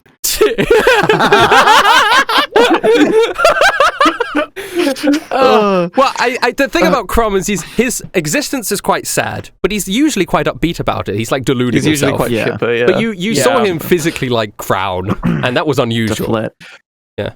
Crumb, Does Yes. this history between the two of you give you any sort of insight into her work since? Like, do you have any was idea always- how these meat monster things work? She was always talented with meat. She always knew exactly how to make it. Crumb, you know that conversation we had earlier about things that Yeah. don't need to be said? Maybe you should just go stare at the soup again. Oh, okay. I felt like I already know everything about this soup. He walks over. Navina, Yes. was it bad beforehand when I said I wanted to stretch you out? No, I would love to help with your projects. Just feels like everybody's treating it like it was a bad thing, and I don't really understand why. Well, maybe when you're older. I'm 21. You're younger than him. Okay. I'm younger than you, so I still don't know what the problem was. But Maybe when we're older. maybe when you're older. Yeah, maybe when we. Okay. But I would love to help you out. You can stretch me out whenever you want to. I'm going to jump off the ship. I am deeply embroiled in my meditation. I am like eyes closed, not even moving. Shit, man. Okay. Do you have anything that could help us against Brenda Brisket? No, but I could try and make something. If there's any food on this ship, then I could maybe use my science ability. I just need prep time. I'm really powerful with prep time. Crumb, have you not looked around the ship? We're literally surrounded by everything edible. Am I allowed to use it? Your Grand Chef, Highness, Majesty, Grand Big Chef. Am I allowed to use the food on this ship for my sciencey ways? Sierra looks around. Big guy, chef guy pants, okay. Okay. I might strangle you in real life. And I will see you soon. So Sierra looks On around stage, Rustin on just stage. starts choking out Connor. Yeah. I have something for Connor as well. So I have something prepped. And it is violent. Okay, so Sierra looks around and goes, well, as long as it's not one of the animals, you meat freak, I'll be fine with it. Your chef, highness, regal person, I have to ask, where have these animals been created from? Oh, Or are they genuine living animals that have just bred and reproduced? These are genuine living animals that have bred and reproduced. I brought them from off planet. I see, and eventually they must inevitably die. Not if I have anything to say about it. So you're artificially expanding their lifespan. In a way. I see. Well, I'm sure this won't come up again later. Thank you for letting me know. Okay, Yeah, Crumb is very going to get honest. to work. Let's get an intelligence check on Crumb. Oh, I hope they're good. God. Let's go, Crumb. He's Let's crafting. go, Crumb. Ooh, he's got a good intelligence score. All right, that's not bad. 17 is 17. good. I would even hazard a good. guess. It's pretty good. Yeah. Yeah. So, he's going to create something. But you guys are not going to God. find out what it is until the next combat. That's fair. Okay. Yeah, so it's like a fun cliffhanger sort of thing, depending on when we get to that. So, but you can see he's working away. He's working away. Do you guys want to do anything else before you reach land?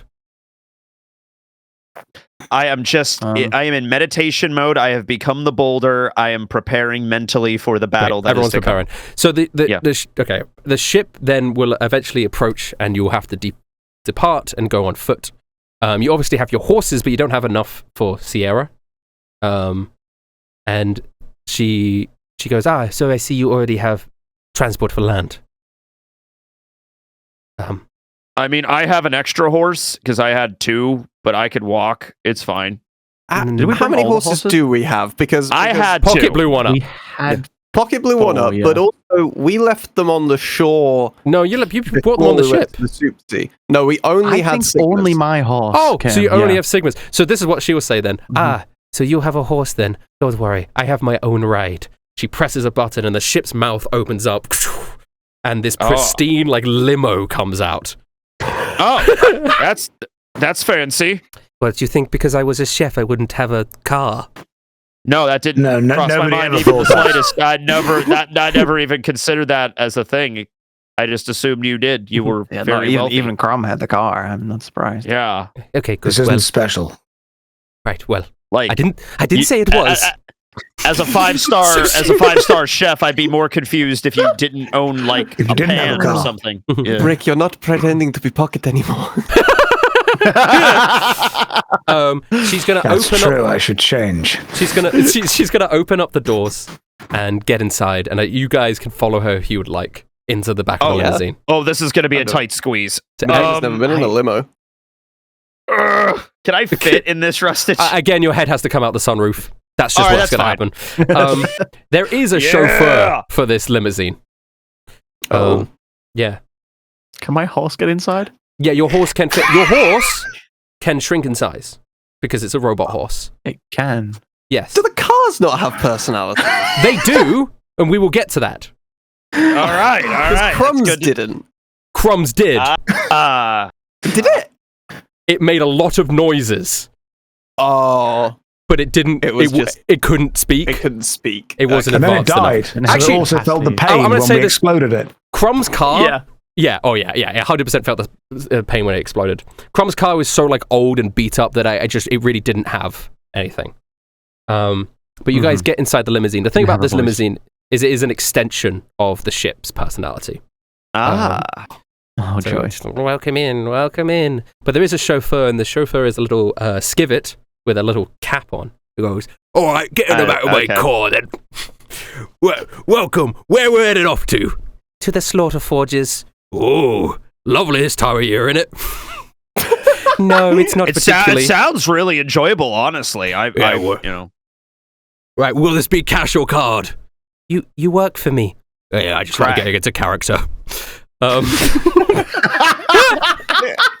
The character of a taxi driver. And the doors close, and it is lovely. The interior it has like wine, and this air is conditioning. and air conditioning, and great. It's the nicest place you've been for a while. Oh, Have you been busy? Oh yeah, you know what it's like. Gastrovia, Civil War on. People want to be sherried around. Lots of refugees and all that. How long you on for? You know. Well, once I drop you off at the slaughter forges, then I'll be headed home. All right. Yeah. What do you do for a living? Oh, I pray. Right, religious type, right? Right. Yeah, that pay much? No, it prays much. Yeah. Jokester, aren't you? Right. Do you mind if I put on some music? Please do. Oh, no, of course. All right. Oh, Crumb, why don't you recommend the music you were playing me? Oh no. Well, I'm really glad that you like it, but most people don't. What is the station? We will put it on. Okay.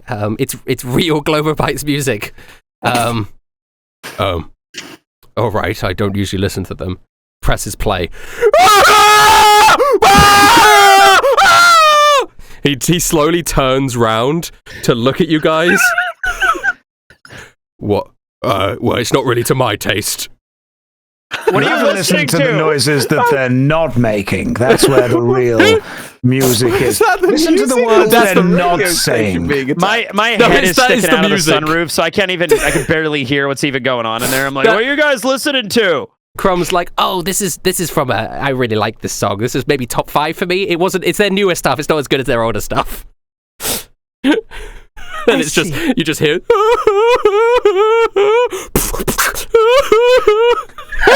Just crying dubstep, it's just, yeah. my memory of like Crumb's music taste was like really loud, aggressive EDM or dubstep or something, and Yeah. now it seems to have. It's just a man screaming and crying. It's that one Beartooth song. Here's the thing, right? Is you guys thought that I was doing an impression of dubstep music, but I wasn't doing the music is just a man doing an impression. That's just actually what it sounds That is like. exactly what it sounds like. Right. So, I truly have never heard anything like it. I know, it's incredible. He's Yeah. such an artist. I'd love to meet him one day. But he's not from here. He's from, Oh, where is he from? well, Globobites commissioned him for the music. He's from far, far away. in a distant planet. Globobites commission this man to make music. They pay him money. I don't know how they can afford him. It's amazing. You do just hear. Crumb, when this is over, I'm going to. Crumb, when this is finished, you and I are going to have a little conversation about tax fraud.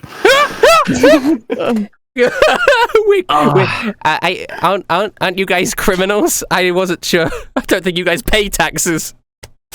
What? We may have committed crimes, but that does not mean that we are criminals. I mean, it does, but it's a different thing for us. I've never paid tax in my life, says Pocket. But I still declare VAT. I get money back from the government, but I never pay them shit. I really miss liking music. Yeah, liking music is just folk and howling. No, I was gonna say it's just like techno with howling over the top of it. Yeah. That is synth. We mostly like that. just have hymns and gospel. No, that makes sense. Yeah. Okay. I'd love to listen to your Recite music. one for you now. Oh, I would love to hear. Cabby, turn the radio off. Radio's off. All right, you're a singer. Let's hear. Sierra, you must know this one too. You can sing it with me. It's been a long time since I've been home. So. We all know this one. We all okay. Cauliflower fluffy and cabbages green. Strawberries are sweeter than any I've seen. Red clouds are I don't know. I would have unlocked a memory for some people with that. Like a core memory. Sigma. I'm not saying that we have to do this, but there is potentially a way that if we do find the machine that puts nanobots in front of people's mouths, we could reconfigure it to put it in front of people's ears when certain songs happen. It's not a bad idea. Yeah, we could fuck with this machine a whole bunch. We can make it so only certain people can't eat at all. And he looks over at Sigma. Maybe we see if we can extend its reach. Captain, I don't think Pocket should be with the machine when we eventually go there. I completely agree. The reason I believe we're keeping Pocket around right now is, one, I'll be honest, I did find it very funny when he sold some beans. And two, we do need to potentially launch him as a missile 4 more times. Yeah. I am I'm also sort of your de facto bank account because I'm the only one here with money. And that's... So if you want to buy anything, gotta ask me. Yes. You'll need to pay for the cab. Oh, yeah. Yeah, is it cash or card? Crag. It's lumens. Do you take lumens? I can. Okay. The longer I spend on this planet, the more I think I understand the person who invented the nanobots. Worse. Okay, this has gone on far too long. You are gonna eventually reach the slaughter forests. Oh god, my camera's given up as well. It's just decided it's it's the nanobots. It's in cover your eyes. Okay, so you guys eventually get to the slaughter forges. The forest. At this point, place looks cool. At this point, the limo driver is going to slow down, and he's going to say, "All right, here's your stop. Get out my cab." And you couldn't pay him to be like a little politer or something. All right, it's sort of the contrast with this ship. I don't mind it too much. All right, Rustage. I'm my head sticking out of the sunroof. I am exiting this cab with just. Just break the limo. Your head rips through it. The cab driver looks up and he's like, sorry about that. I'd like to just get out, take my gun, spin it around my finger once, and then look around to make sure we're all okay and safe. Mm-hmm. Keep your wits about you down here, chaps. Apparently there's meat monsters everywhere. Yeah, Sierra's going to turn to the cabbie and say, It's all right, I will buy a new one. I see you later, okay? he goes, all right, love. Closes the door and then drives off. Are they in a relationship? No, it's just how cabbies talk. It's just the way that she spoke as well really made it sound like she was like, we don't know what's going on in her personal life. They to be honest might have with had you. a fling at one point. Yeah, maybe they did. Yeah. Maybe they're exes, but she I felt would say bad. She hired him as the cabbie. I don't know. She is a slightly taller Velunari, importantly. She's like a foot taller than Navina is. Maybe even taller. She's like 6'5", maybe. I'm 6'1". She's taller than me? So 5'1". You're taller than me? No, 5'1". She's 5'1". She's 5'1". 5'1". So she's a whole foot and a half taller than you. Yeah, she is taller than you. She's quite slender and tall. So she gets out, and now the slaughter forest lays in front of you, and you hear a coming from beyond. Minecraft. I rip out a tree and throw it up that direction. Oh, right, Crag just goes in. All right. So, Crag, you rip out a tree and you just start charging. I've been meditating slowly, waiting for a fight, and so this is the first instance of that. Yeah. So, This was his prepared action. Yeah, honestly, I was going to do it on the ship. I was going to, if something attacked the ship, just rip a tree out of it and just throw it at Crag, it. you charge into the forest. This is from your POV for the moment. You charge into the forest until you see the shadow in the forest sort of go... And then out of nowhere, this giant meat monstrosity, it's like part cow, part pig, part bull, part elephant, part, like all of these animals sort of squished together with like, meat dripping down its body in weird ways. It's got 6 legs, some of them are sticking in the air. It's got like horns coming out of different angles, like a rhino horn, but then also like a shark's fin for some reason. And it comes up to you and roars with its 7 mouths. I throw a tree at it. Okay, what we're going to do is before anything else happens, we'll do the tree, and also it will probably attack you as well, so we'll do that first. Sure, yeah. Has it got part dog? Maybe a little bit. Because if Crag misses, would it chase the tree? I'm also going. I gotta specify. I'm turning myself huge for this. I'm going Giant's Might with this. Yeah. Cool. I assure you do that as you were running. Okay. Yes. Yeah. Well, I was mentally prepared for this for a while, so I instantly go into this. Towards you, which means that is important. Yes. So, it's coming towards me. Yes, coming towards you. Tell you what. In that case, I'll just take out my my axe, my pick, and I'll just bring it on, and then I'll go to attack it when it's charging at me. Give me the slice. Give me the attack. All right, so I'm doing the fire shackles and the Giant's Might. Hopefully we can get good luck with this. Please hit. Yeah. 21 hits. Do the damage. Now, some stuff's going to happen here. Hold on. First, that. Great.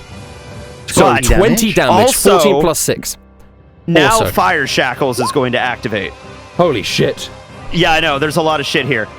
When you hit a creature with an attack using a weapon, you can invoke the rune to summon fiery shackles. The target takes an extra 2d6 fire damage, and it must succeed on a strength saving throw. Save will be restrained.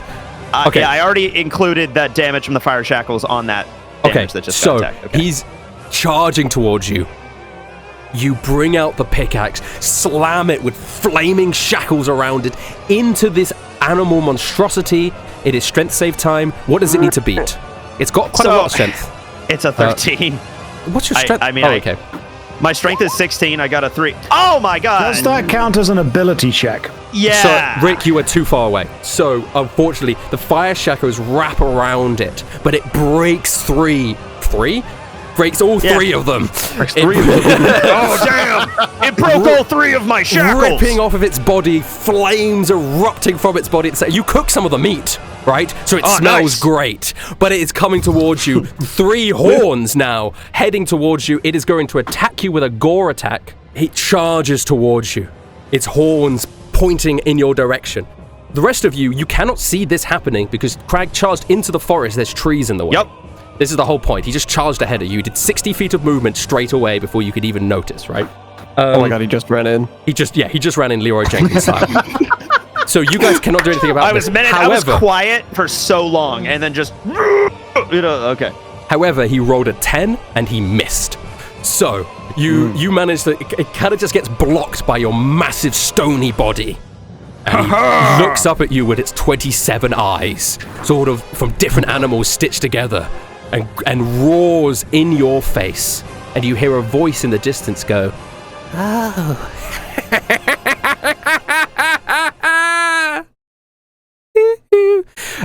and... Is it Michael Jackson?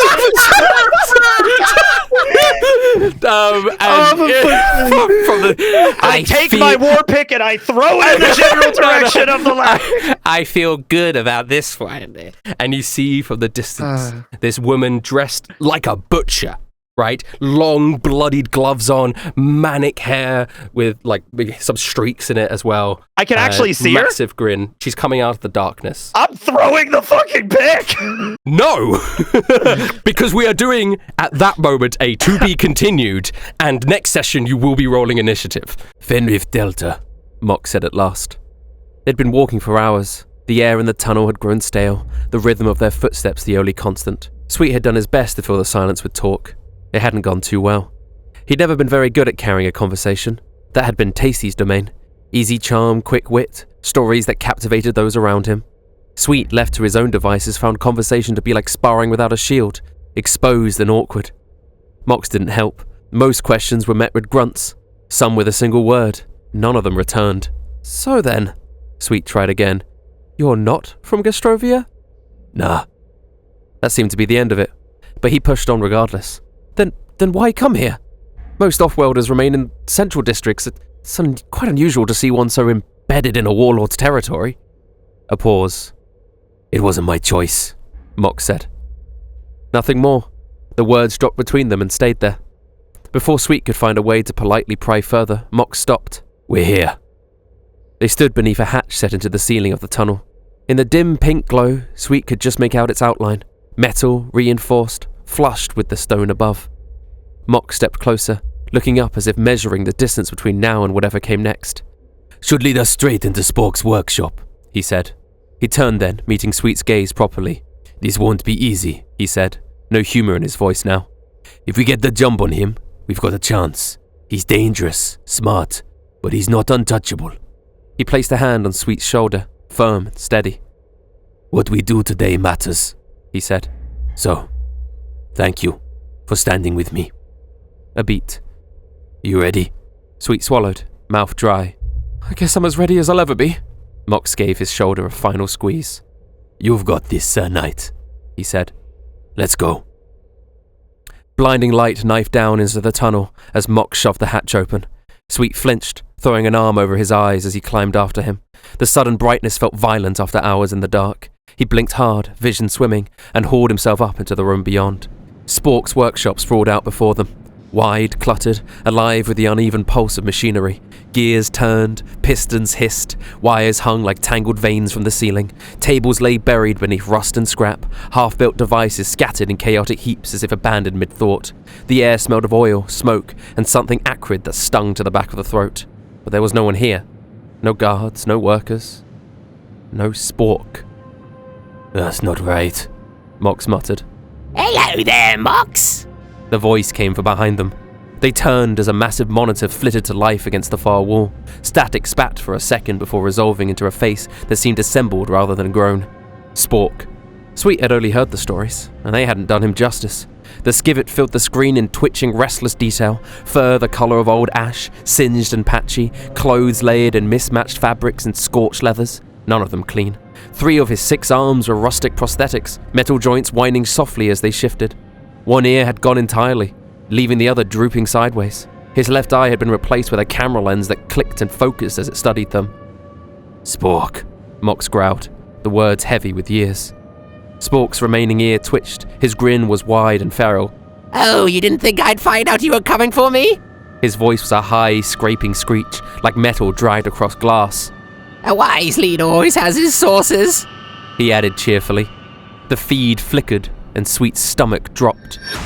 The screen now showed a familiar arrangement of tents and scattered crates. The starved's camp. No, he breathed. Mox went rigid behind him. The camera zoomed in. Bodies lined the perimeter, limbs scattered across the sand, dark stains soaking into the spice dunes. You bastard! Mox roared, the sound echoing off steel. Spork tilted his head, prosthetic fingers drumming against the frame of the screen. You'd be surprised how easy it is to get people to talk once you blow up a few of their friends. Sweet felt bile raise in his throat. The room seemed to tilt. He could hear his own pulse hammering in his ears. Besides him, Mox trembled, not with fear but with fury. His gauntlet clenched so tight the metal groaned. Where the fuck are you? Mox snarled, stepping towards the screen. Come out here so I can fucking kill you! Oh, don't worry. Spork purred through the speakers. I'm very close. The screen went black. For a heartbeat there was silence. Then came the rumble. Low at first, a vibration through the floor, the metal shrieking against metal, something vast and poorly balanced dragging itself closer. The workshop trembled with each approaching step.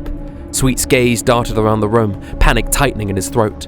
The footsteps were heavy, mechanical, each one landed like a hammer blow. A towering shelf unit suddenly toppled forwards in a crash of sparks and scrap.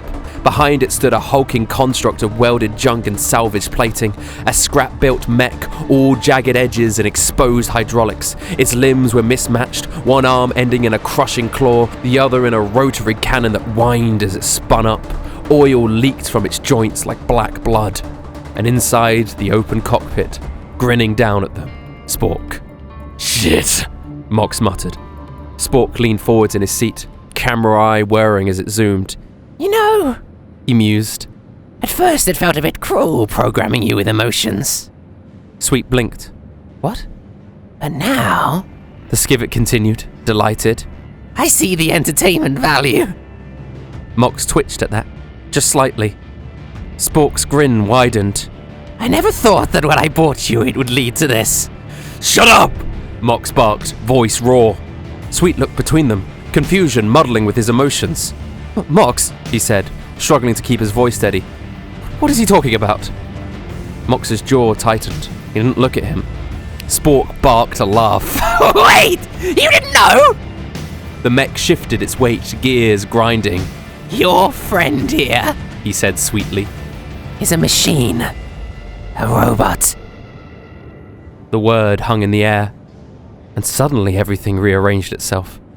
The strength despite the lack of food, the absence of blood, staying awake throughout the nights, the way he could smell out landmines, how he'd navigated pitch-black tunnels without issue. Sweet turned slowly towards Mox. The assembled, that's what they call them. Sentient constructs. He'd never stood beside one before. The ground felt unsteady beneath him. Something fundamental had shifted.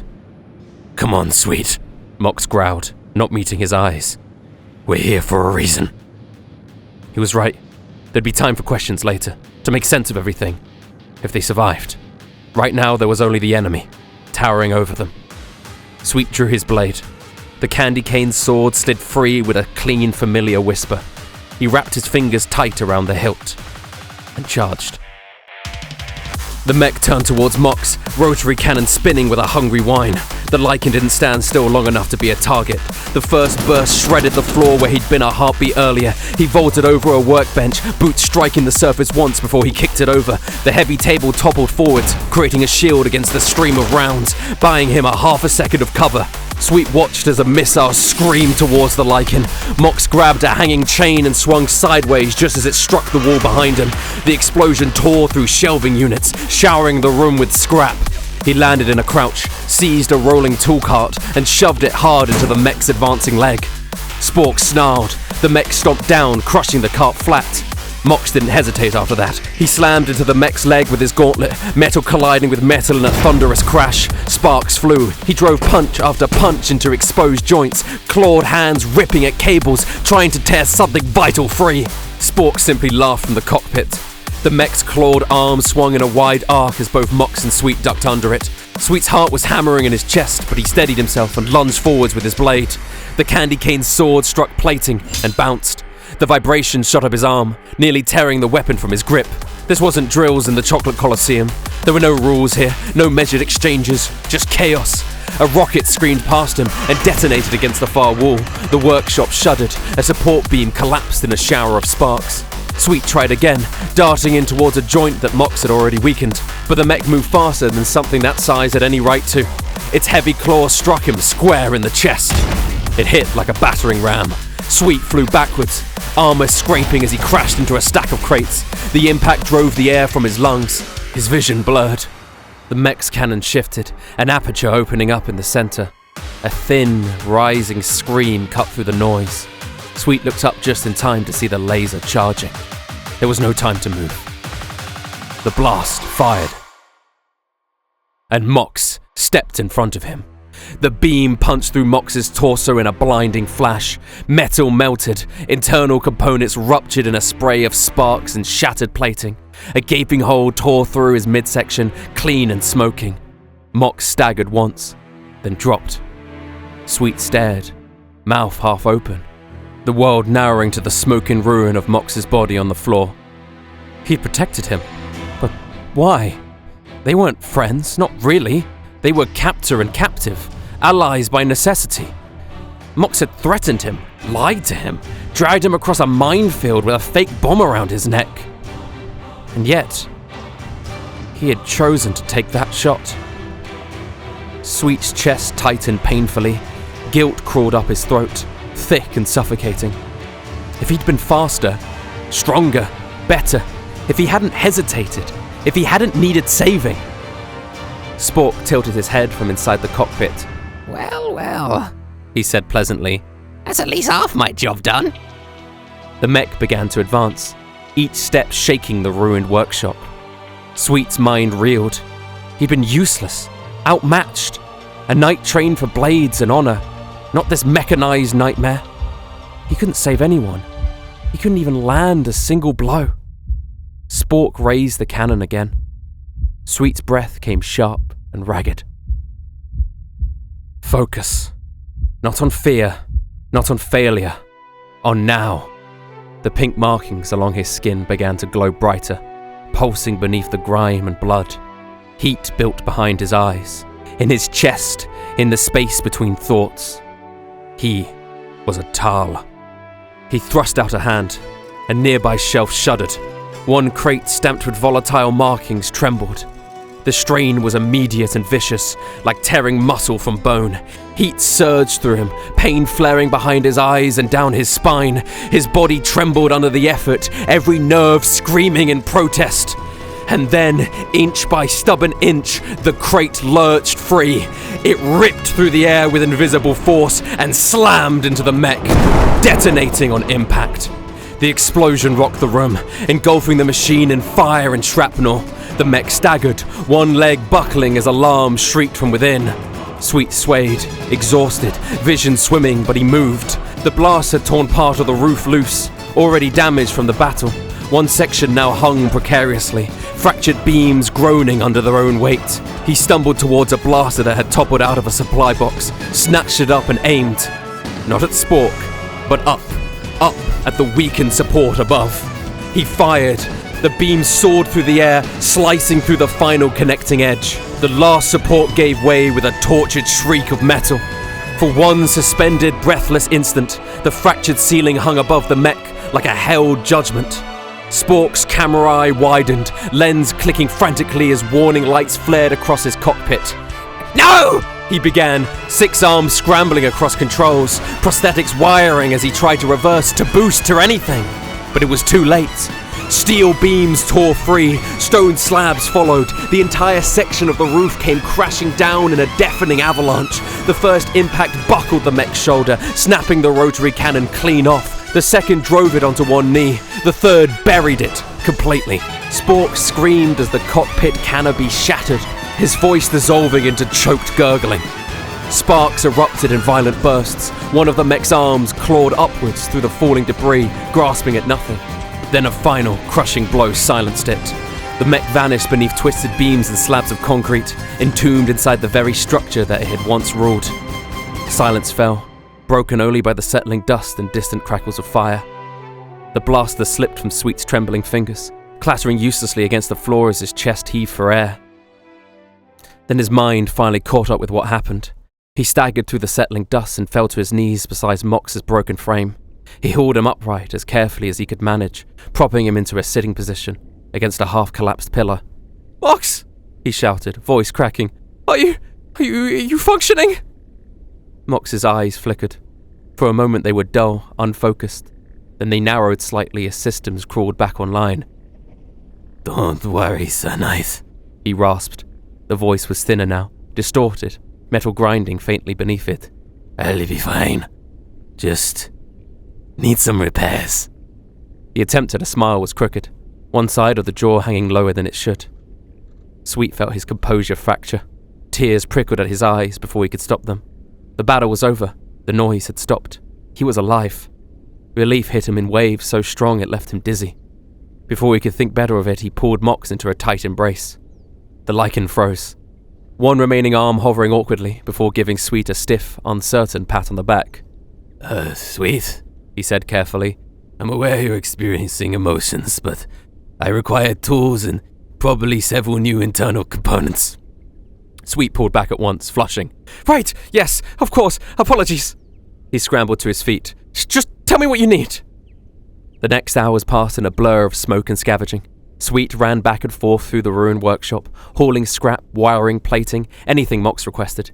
He returned each time to find Mox hunched over his own exposed chassis, welding torch sparking as he fused metal to metal with steady practice movements. He worked without complaint, rewiring what he could reach, sealing breaches, replacing shattered parts with whatever functional substitutes they could find. The massive hole through his midsection slowly shrank beneath layered plating and careful reinforcement. I may need a professional to look at this eventually, Mox muttered at one point, adjusting a cable with precise fingers. There's only so much you can do by yourself. Sweet watched, still shaken, still raw. Machines, Sweet remembered Mox saying. People are just machines made of different parts. You could have let me die, Sweet heard himself say. The words felt raw on the way out. I was useless. You would have fared better than me. Don't say stupid things, Mox muttered, tightening a wire with slow, deliberate care. Enough people have died because of my ambition. I wasn't about to add you to the list. But... No buts. Mox shot him a look. And besides, I believed in you. You've got that spark. Most don't. Sweet's gaze drifted to the exposed wiring in Mox's torso, the faint hum of systems recalibrating. Mox noticed. I'm sorry, I didn't tell you, he said after a moment. He sounded smaller. It's just... He paused, searching for the right words. In my experience, people don't really trust machines. Sweet sat down beside him, the fight finally draining out of his limbs. I can't imagine it's easy. I think, Mox said, jaw tightening as he fused the plate into place. I feel I hurt the same as any man. He flinched slightly as a spark caught. I was just assembled differently. Sweet hesitated. Spork said he bought you. Mox's expression hardened. My creator sold me to him, years ago. I worked here, built his toys, dug his tunnels. A beat. Slave is the cleanest word for it, I guess. And your creator? Sweet asked quietly. Mox shook his head. I don't remember much. Not really. Don't know why I was made. He sealed the final gap in his plating, metal hissing as it cooled. The repair was rough, functional, not elegant. But I saw what was happening here, he went on. Saw the injustice. Figured if I was built with certain advantages, I might as well use them. A faint smile ghosted across his face. And so I did.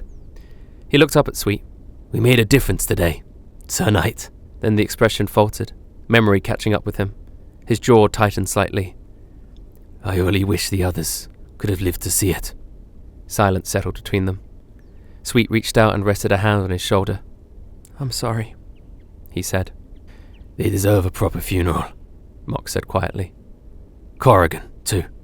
Sweet nodded once, no argument. For a moment they sat with it. Then Mox shifted, as if forcibly prying his thoughts away from the dead. So, he said, what now, Sir Knight? Sweet blinked. What do you mean? You wanted the galaxy, he said. Freedom? Something bigger than following orders? A faint tilt of his head. I did promise you that much. Sweet hadn't truly thought that far ahead. Surviving had taken up most of his attention. But now the idea returned, vast and frightening and bright. A life beyond Gastrovia, beyond kings and warlords. But how? He asked. Spork keeps a private vessel, Mox said, pushing himself to his feet. Emergency escape ship. Not docked at the main spaceport. Means it won't be caught in the lockdown. Sweet stood as well, wincing slightly as his side pulled. And what about you? Mock shrugged. With my crew gone, I'll have to work something out. He didn't sound convinced. Come with me, Sweet said, the words leaving him before caution could catch them. Mox paused. Excuse me? Don't you want answers? Sweet pressed. About your creator, about why you were made. Don't you want to see what's out there? Mock stared at him for a long moment. Then slowly a grin spread across his face. Are you sure you want to travel with me? He asked. After all of this? Especially after all of this. He let out a low chuckle. Well, Sir Knight. That is a tempting offer. He extended his repaired hand. I think I might just take you up on it. Sweet smiled and shook his hand without hesitation. The future was still vast, still dangerous, still wildly uncertain in all the practical ways that mattered. There would be new worlds, new wars, new mistakes waiting patiently for him out there. But the uncertainty that had once hollowed him out, that gnawing, directionless doubt, was gone. He wasn't fleeing from something anymore. He was stepping forwards on his own terms.